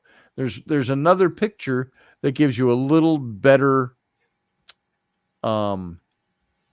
idea looking down the lane. So now I took this picture, not knowing anything was there. I did not. It was 7 years before I saw this image in the photo.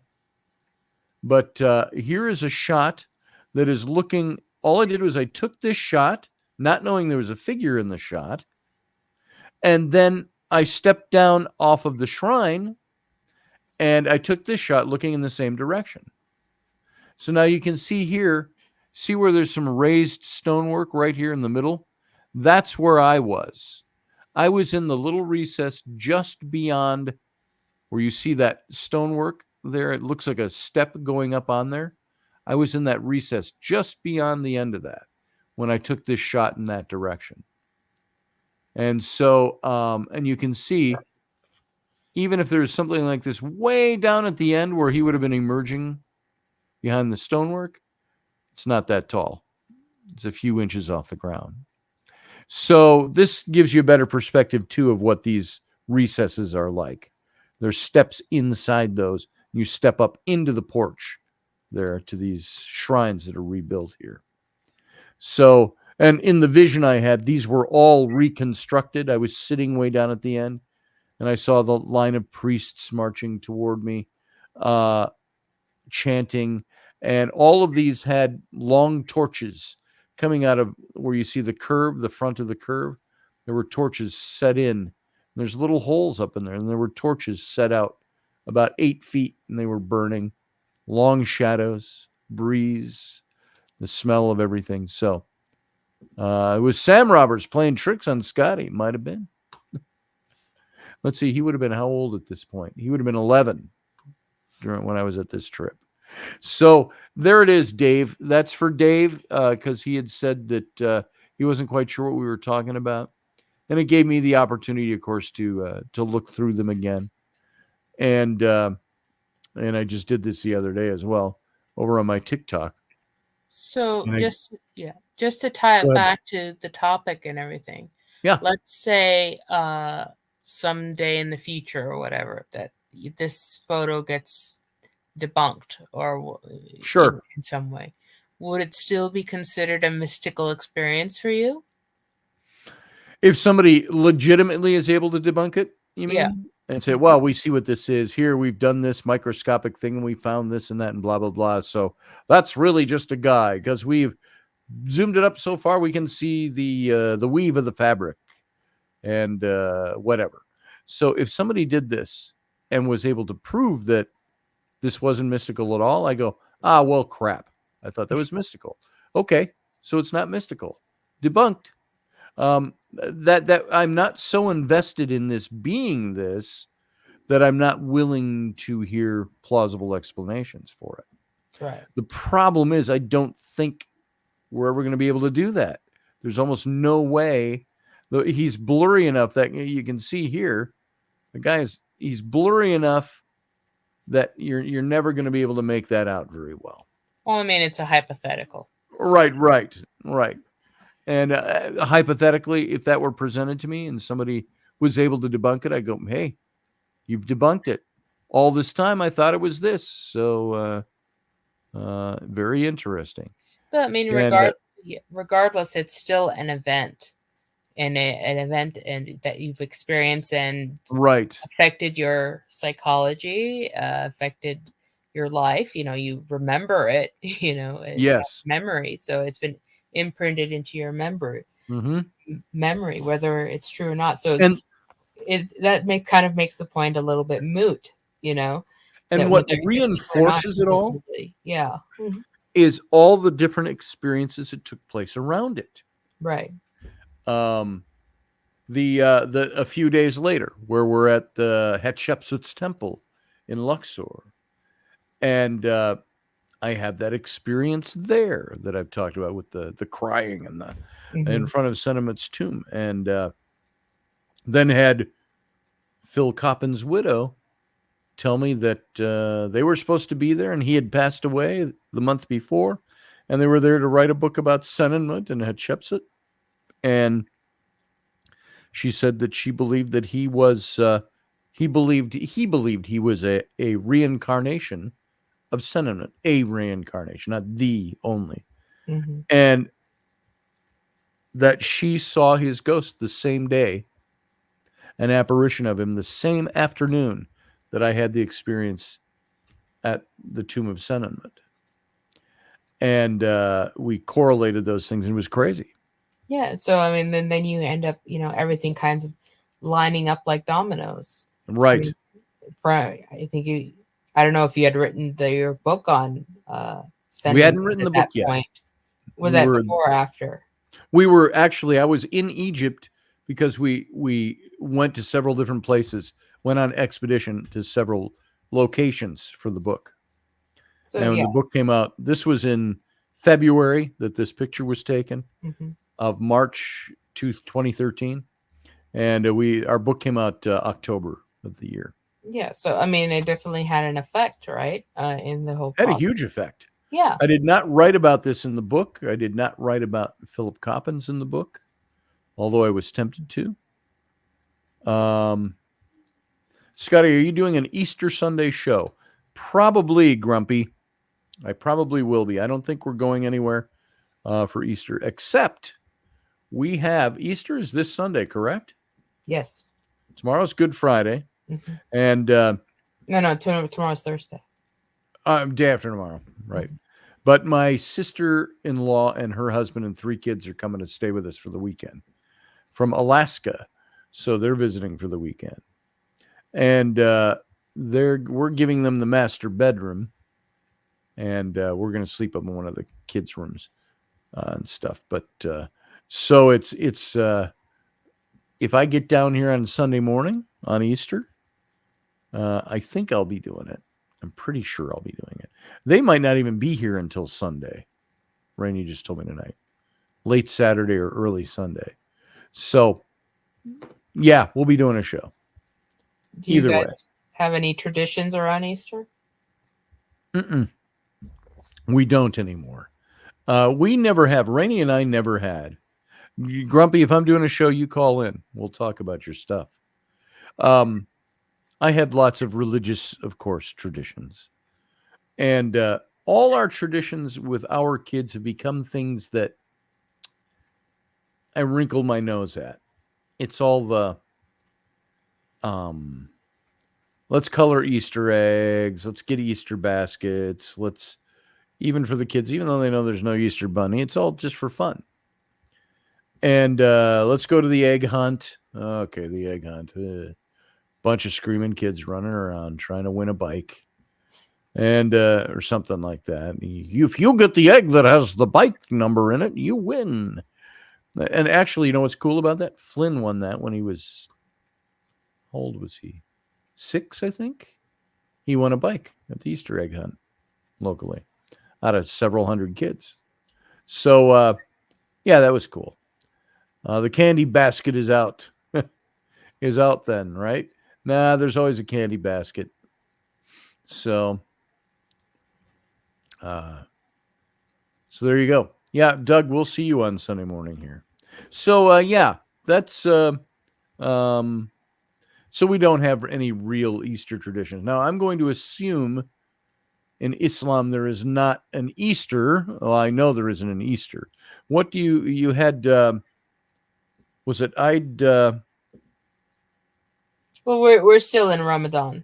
You're still in Ramadan. Yeah, we're still fasting. So, and most of those, Jews that's have more Passover. around the when we have like there's the fasting month, and then we at the end of Ramadan we have like our version of Muslim Christmas. So you know, you get There you together go. with family, food, presents, all that. What is is it Mubarak? Eid Mubarak, yeah. Eid Mubarak. Yeah, we have two Eids. One is at the end of Ramadan, and then the other one is when the 20 days later when Because I always post pilgrimage. something for my Egyptian friends and tag them in it. Yeah. So I mean, but those rituals are surrounded around you know, the story of Joseph sacrificing his son and all that. So yeah. Grumpy, I think you're right. I think this is a jinn. Dave asked me, I think it was Dave, have I ever met a jinn? And I think, I don't know if I met him, but I think I encountered one. I really do. I would, and again, I knock on wood and I'm very careful. I always say I would like to meet one, but under very controlled circumstances. I don't want it to be like, oh, you're here to eat my soul? Crap. You know, or something like that. It would be, I would love to have a conversation with one, an intelligent conversation, a friendship sort of thing. I don't know how wacky that sounds, but that's really the way I would see that. I don't get. I've been known to say things like when I went and we did a ghost hunt, it was for TV, and I was filmed. I was down in the dark basement with no lights on, and we were trying to contact the creeper spirit that's supposed to be down there, and we were calling out to him, and I said, "Look," I said, after several attempts, and I said, "Look, you can come and talk to us if you want." And the little light detectors were going off and stuff like that. I said, "You can come and talk to us." I said, "Now you don't have to be like all spooky and stuff and try to scare us." I said, "We understand you're a spirit, so come on in, be a spirit, talk to us. Talk to us on the devices, show yourself. I'm okay with that. You don't have to scare us, though. There's no need for that," I said. Everybody started laughing because, and here's Scotty telling the spirit he doesn't have to be scary. So that's the way I think. I would love to encounter a jinn, but I don't want him to come in and try to terrify the shit out of me, which it might do anyway, just because he's there. But then again, all the things I'm reading about jinn is sometimes they come across just as normal people. You'd be walking by them on the street, or you can be sitting in a coffee shop and one might come and say, "Hey, said you wanted to talk to me." You know, it could be as nonchalant as that. It could be dark and nasty. Who knows? I think it all depends on who you encounter and why you're encountering them. I think I've said it enough that it's probably known. And they're like, whatever. Who cares about him? Or somebody go, yeah, we'll go talk to him one of these days. Or it may never happen. yeah. So, Plus, you know, there's also the integration into population. There are some believe that that certain people are almost demi-human because of the, like, for example, if you have like a population that are, you know, brown-eyed, dark-haired, and all of a sudden you have someone who's a child who comes out having blue eyes, for example, that right. people would consider, is this a jinn? You know, yes, a child that's been replaced. It's something that's outside the typical scene norm, and that's right. just the sort of thing that you see often, like we were talking about earlier, about the prophetic types. You know, the people who have the ability to discern the future. I mean, some of it can be, you know, cyclical nature, because, you know, history tends to repeat itself over and over. You know, empires rise and fall. But but I think that one of the takeaways is that just because something is, we don't understand what it is and it's different, we shouldn't be calling it bad. I mean, even the word pathological, that refers to compulsion, which, you know, people, you know, associate being sociopathic or, you know, psychopathic, or, you know, that's a totally different thing. But neither of those is bad. It's not what we consider the general average on what we would call the norm, right? You know. Hey, as long as I'm looking at, I just crossed my mind. There's 16 of us in here right now left in the chat room. and I've got 2 likes on this video. Go in on if you're in YouTube, give it a thumbs up. That's just a little business. That helps my numbers. It helps things get better. You know how I said not long ago, by the way, about numbers, that I had like 1.1 to 1.2 thousand people for 3 years. And I thought, oh, it's not growing. Why is it not growing? And like within a day, all of a sudden I had 2,500 people. I'm like, when did that happen? Where did that other 1,000 come from? So that was kind of cool. I'm not complaining. Well, what was That's the over on show YouTube. topic? What was What's the that? What was the topic that you had just done? They jumped in. I think that was in between doing the gin and talking about. I noticed it a day after I did the RoboSex episode, and before that was the other mystical one on ghosts last week, talking to spirits, things like that. So. Yeah. Well, for people, if you have a particular topic you want Scotty to talk about, let him know in the comments. So then you just pick something, and we know you want to hear about it. So he can line it up rather than have him trying to guess what you guys want to hear about. Yeah. That's it, folks. If you want to hear certain topics, we can do that. I've got the things I like to talk about, and that's what I do. If I was organized, I'd probably have the whole month planned out. Now, when I used to plan out the show, Sarah, is when I had guests all the time, because I'd have to line up the guests ahead of time. And so my shows were always planned out. And way back when. This was before I was here. Yeah, that's when you were a baby. I mean, you really do need to talk to Rocky or whoever, about getting that fixed. Because you need to have Andy Dabbs on, during the show, get a promo of the book. Yes, Andy and I have been talking about that for a long time, and we just talked today for the first time in like a week to 10 days. He's been sick; he got some kind of flu, and he was down out, and called me to do some stuff for him, and so we got to talk again tomorrow. But yeah, I got to get him on the show. Yeah, you can have interesting people on. So. That's all I used to have was interesting people on. It was a lot of fun. And I love talking to people. I love bouncing things off. I can sit here and present information, and sometimes it's fun, and sometimes I bore myself. So I've got to find topics. For me, it's a topic that I want to talk about something.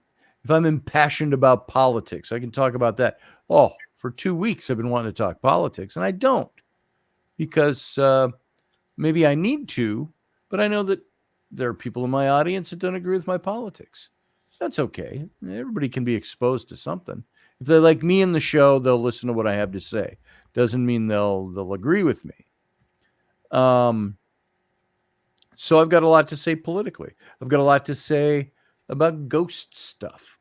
But I have come to the spot where I've exhausted my experiences in talking about my own experiences, down from, things that happened to me as a kid to things that happened since Rainey and I have been together, things in different houses I've lived in, to wild experiences like the stuff I've encountered in Egypt, Fort Snelling, things like that.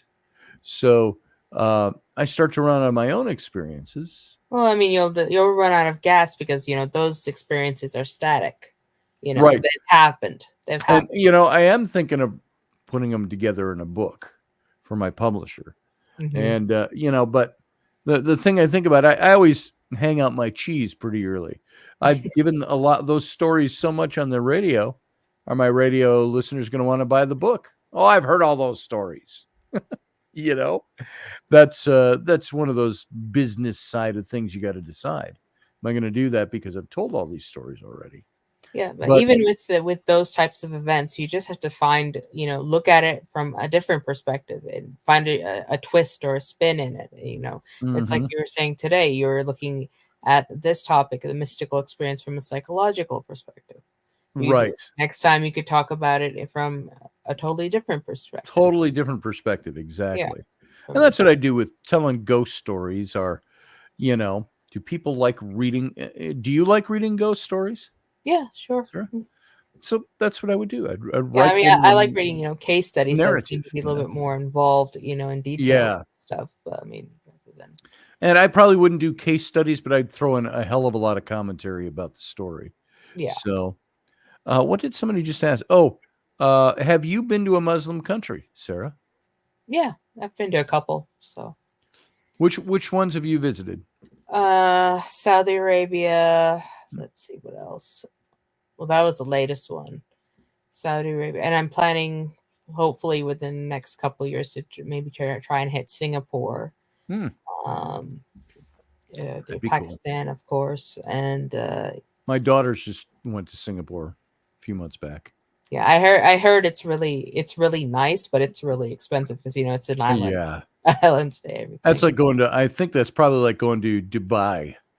It looks really It's cool. like it's but I'll like bet you're it's going to super Australia. If you're Yeah. gonna go visit Amanda, is and even like, I mean, when you go to Saudi Arabia, gas is cheaper than water.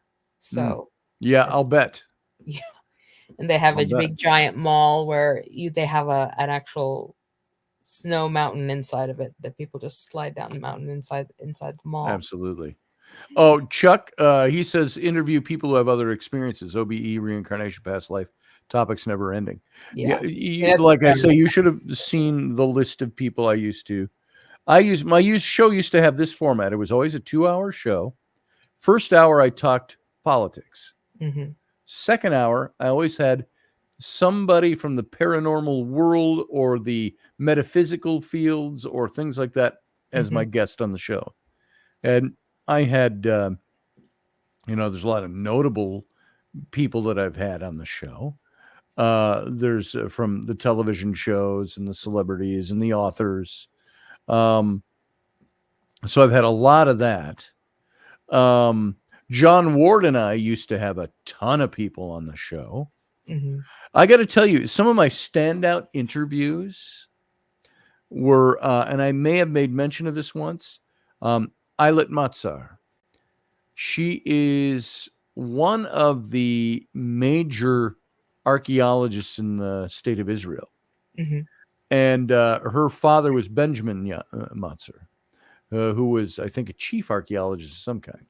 But she is with one of the universities there, and she's been doing for many years her archaeological research and digs are focused around King David.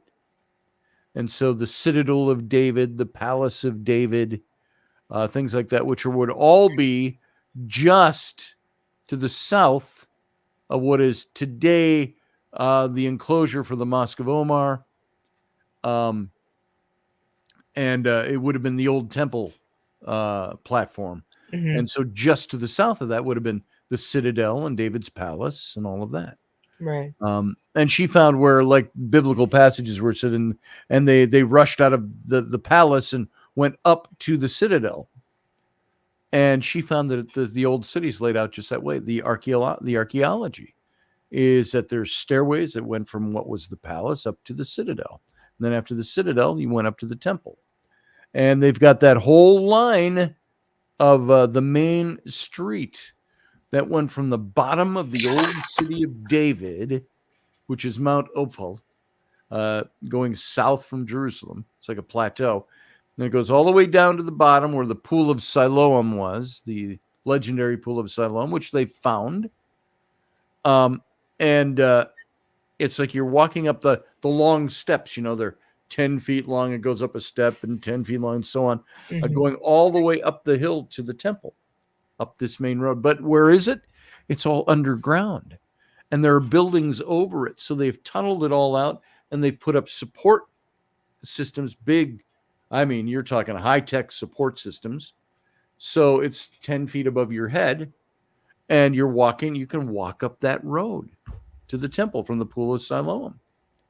And I've watched videos of guys that all they did, they're not even talking. They said, we're gonna walk up the old road to that led to the temple through the city of David. And it takes them a good 25 minutes to walk through this tunnel, but they walk all the way up. and they're just filming as they go with a head cam. And so it's interesting in the stuff there. But Eilert Matzar, archaeologist, we got her live on our show, which was 9:00 on Sunday night. And we got her, what time was it in Israel? Like 6 a.m. And she got up to be on this interview with us. So we interviewed her, and we're very respectful. And I think she was a little tickled because we were kind of like, like my daughter is with, why am I slipping on the name? The girl singer, Dayton Taylor football Swift. player. Taylor Swift. Yeah, Taylor Swift. And so, like Taylor Swift is to my daughter, Eilert Matzar was to us. We're like all googly-eyed, about having her on. The other one was, I've got her book sitting right here somewhere. The Woman Who Would Be King was the name of her book about Hatshepsut. Kara Cooney, archaeologist, Egyptologist. She's done several shows. She's one of those really good-looking archaeologists, with the long. She looks like Rainey, kind of. She got the big brunette hair and all of that, and she looks good. And she did shows and stuff, and she still does stuff and writes books. And we had her on to talk about Hatshepsut in her book about the woman who would be king. And I will say this: she called us from her car. She was a little late to the show, and she goes, I was at this function. And she said, I just remembered I was supposed to be on the show. So I'm sorry I'm a little late. And you could tell. And she even said, I've had a few glasses of wine. I said, that is perfectly fine. And John said, Scotty is starstruck, Kara. So, Dr. Cooney is, and she goes, oh, that's okay. And we brought up Moses in relation to Hatshepsut, my theory. Mm-hmm. Oh, she just offhandedly just brandished that one up. Oh, I don't even go there. I don't think that's got any validity. I'm not even going to, I didn't take her to task because I liked her for lots of other reasons. So, yeah, she dismissed it with the brandish of her hand. So, she didn't want to consider that Moses was an actual character. So how could a not real person interact with somebody she just spent the last 2 years writing a book about? Out of Egyptian history. So anyway, there you go. So Shania Twain kind of guy, me too, Chuck Thurston. Shania Twain. So what about, have you had any other type of mystical experiences, like anything with, remote viewing, astral projection? And Chuck was talking I have about not done those. OBEs, out-of-body experience. I haven't had an OBE. I haven't had an NDE. I haven't remote viewed. I haven't... I'm not a psychic, all those things. All that whole category, that whole bullet list, it's way over there. I talk to people who've done that. My experiences have been more in the tangible. I can see it, I can feel it, I can touch it, taste it, talk to it. This is where the ghost stuff comes in. This is why I believe the things I believe, because they're tangible for me. What about the meditation experience? Meditation experience I've done, but not very well. Mm-hmm. I teach about it. I talk about it. But for me, it's a thing of, meditation can take on a thing of, like, I believe, a daily practice. It's like journaling. I could talk about journaling till I'm blue in the face. Do I do it? No. Because it's tedium to me. Same thing with meditating. I need to meditate more. I did a reading today, a card reading, and I really wanted to be focused, so I meditated for 3 minutes. It's not really a meditation. It was a brief meditation. It was one of trying to focus and clear my mind and focus, open the third eye. Sometimes, I'll tell you this, when I was doing a lot of readings, I would do a meditation that I would ask, and I point here because I'm talking third eye stuff, which is spiritual. And I just say, I try to clear myself. I'd use even the hand motions.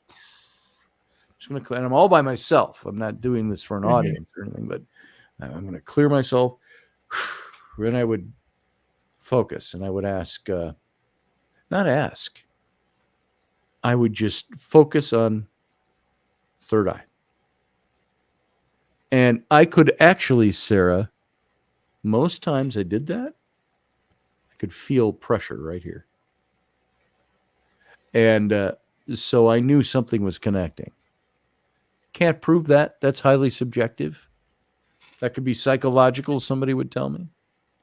But I felt those things, and I could feel it. Even now, if I stopped right now and I took 3 minutes to do that, I would bet you anything. Now, I was doing it more often, so it was easier, but I'll bet you I could still get that. I was talking about it just a minute ago, and I'm doing this, and I said it would clear. Well, it's like And as- exercise, you know. The Yeah, as more soon you as I do it, did the the more clearing, easier I it will could get. start to Yeah. feel it. Mhm. So that's interesting stuff. Third eye, says Chuck, mine isn't in the front of my head. It's on the back, the pineal gland. Well, there you go. See, talking about pineal gland, I know enough about it to say I know something about it, but I couldn't talk about it for an hour, not without copious notes. Another one of my good guests was Barry Schwartz, the guy who was back in 1978, he was the photographer brought along with the Jet Propulsion Laboratory people to examine the Shroud of Turin. And he was brought along as a very skilled photographer with the JPL people. And he took pictures of it. And he said, I'm a Jewish man. You know, he talks like that. And he says, I'm a Jewish man. And he says, I don't believe in the Shroud. And he says, but I'm going to he says, hell, free trip to Italy. He says, let's go.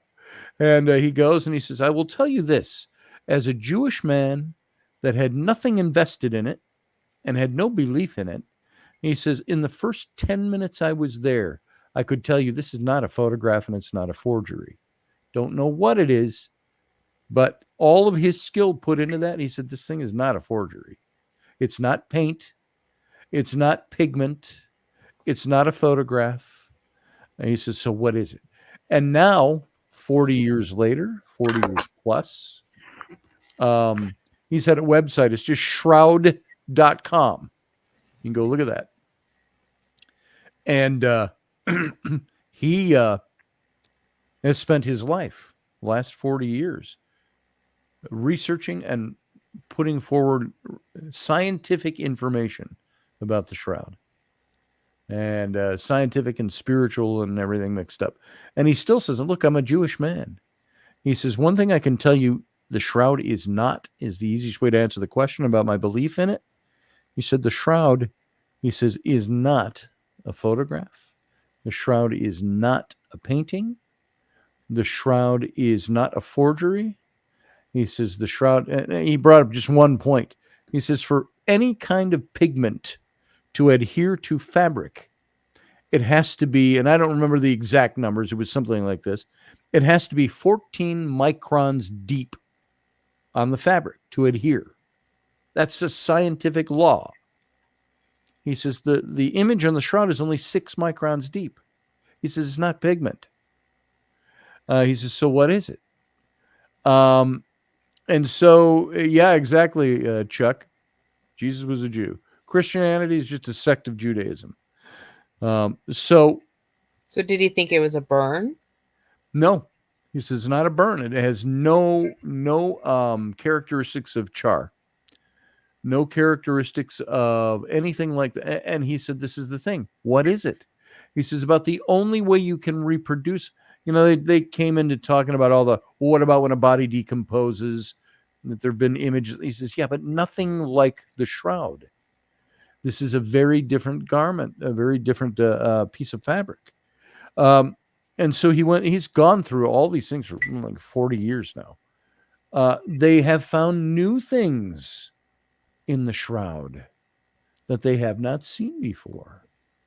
With a certain kind of photography now they've been able to take within, they're allowed to do this now on a somewhat regular basis.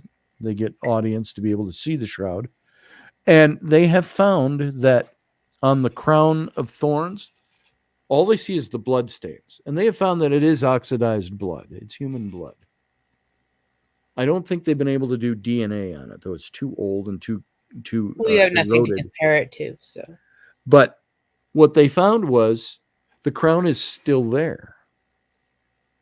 There is thorn, and there are leaves. You see, there are leaves on it, and even some berries that were still on this crown of thorns. And they were able to identify the plant. It grows in Israel. And so that's interesting. They found on, you know how Jews will take, I can't remember what they're called.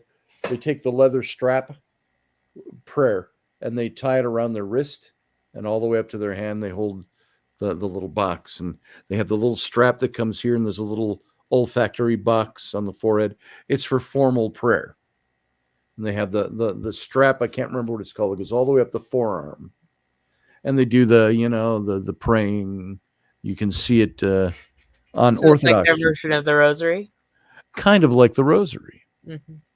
And they have found that on this body that was in the shroud, very faint, it's all with this new different kind of photography they're using. Strap is still there. There's a prayer strap on his arm. Where was, according to the story of Jesus, where was he arrested? In the garden praying. So did he still wear that? If that's Jesus, I don't know. But it's a guy who had the prayer thing on. They've also found he's wearing a belt, and that there is a small garment that the belt was holding up on this, whoever is in the image on the shroud. And the thing is, these details are so minute and so not visible to the naked eye to have been impossible for an artist to paint. Oh, there's also a little chain. Think of the kind of chain where you go to the store and you go, oh, I got this little necklace. I want to hang on this chain. You buy a $15 gold chain. Real fine little tiny gold chains, the little tiny links. They found a chain. It was either a necklace. I think it was a necklace, or it was something, but the chain is broken, or it's come loose, and it's crumpled, and it's laying either on the side of the chest or something like that, and it's not visible on the shroud, but it's visible in this photography. And so there's several different things like that he has done. If you go to shroud.com, he's got all the stuff on that. It makes for a very interesting study of what this was. Was this Jesus of Nazareth? There's no way to ever know, because it's not like the name was written on his belt or something, but whoever this guy was, he had on some kind of loinclothy type of garment with a leather belt around his waist, and the prayer straps. Oh, and the little box, the olfactory box. I think that it was that gone, or it was hanging to the side. So when they put the crown of thorns on, did they rip it off of him? Did they, whoever this was, but whoever it is also has a crown of thorns on. And identifiable plants. And this is very intriguing stuff. What does that tell us?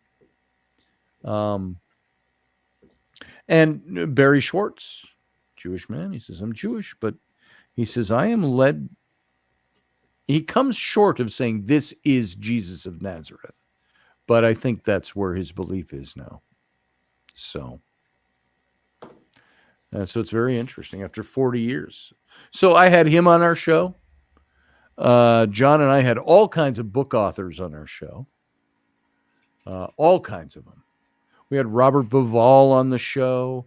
We had Graham Hancock was on our show.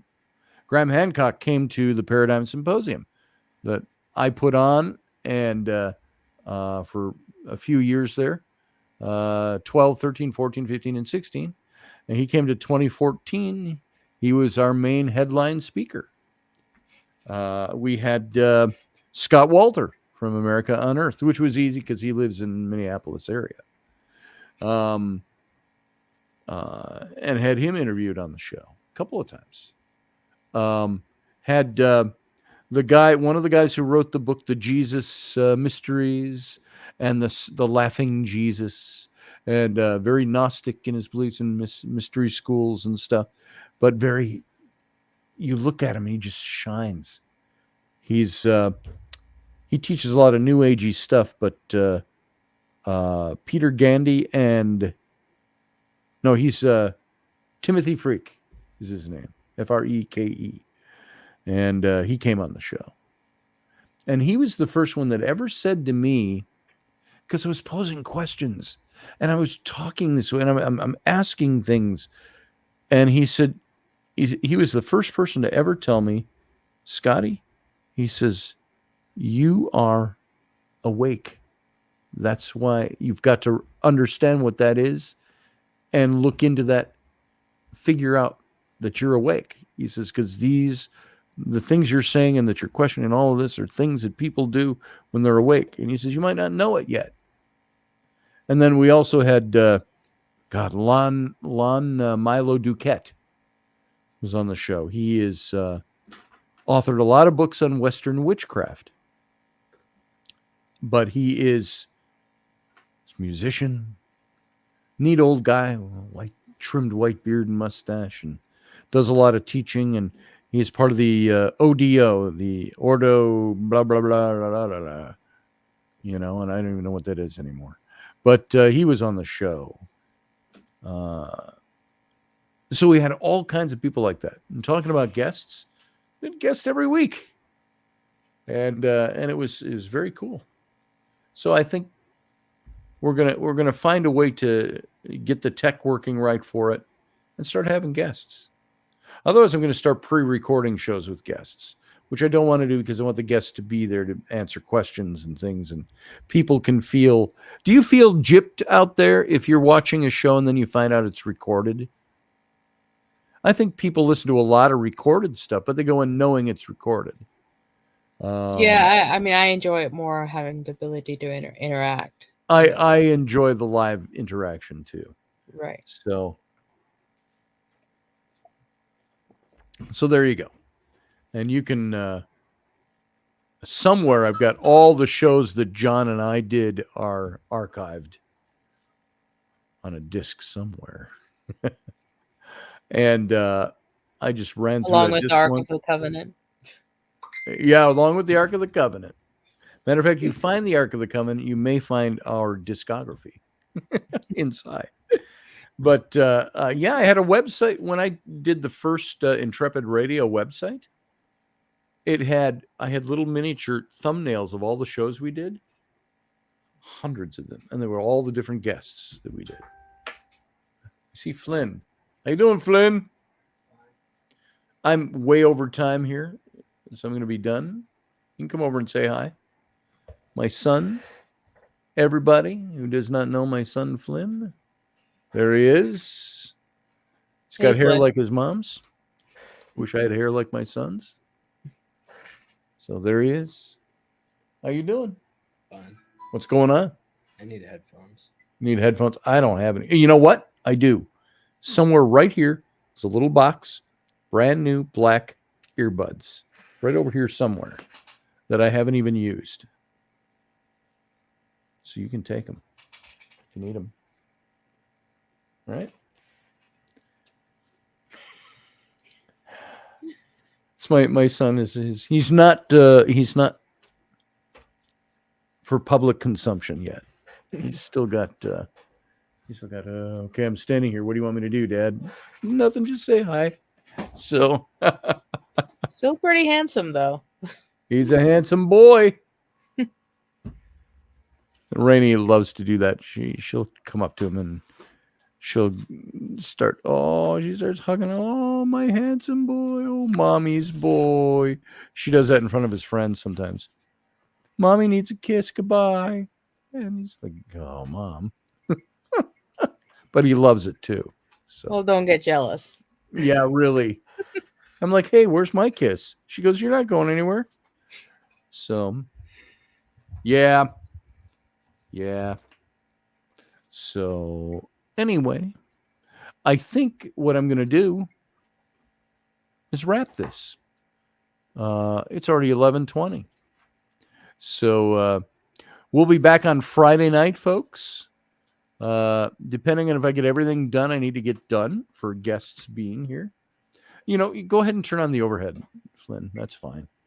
You'll find it better with the light on. So, the light, it burns us. But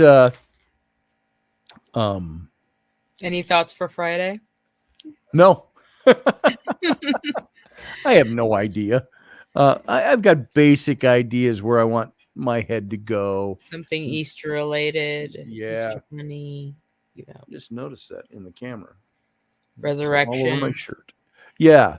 Probably Easter Cult of the direction. Cross. It's in here somewhere, son. I know it is. I have unless a girl came and got it in the last few days. It's been sitting right here the whole time, and I just organized the stuff on my desk, believe it or not. And it's here somewhere in that little black box. Just take all that stuff and set it on the chair. I don't need them right now. Just... Oh, look what I got, by the way. These are marker boards. Ah. Chore charts. No. Well, they're still blank, so. Yeah, they're not even out of the wrappers yet. We just got them. And, you know, Flynn, I'll help you in a minute to find those because I'm going to sign off. All right, Sarah. Thanks for being here, sharing the time with me. Sure, no problem. And we'll see you on Friday. See? Take All care, right. everyone. All right. See you later. All right, everybody. Me and my bright light with food on my shirt that I'm seeing in the monitor now that you couldn't see in the dark. I'm going to get out of here. Everybody, if I don't see you, have a Good Friday. What is today? Today's Ash Wednesday, right? See, I never did Ash Wednesday. We observed Good Friday and Easter. So, but anyway, thanks for being here. Thanks for being part of the show. And we will see you again on Friday night. And that's it. Live long and prosper.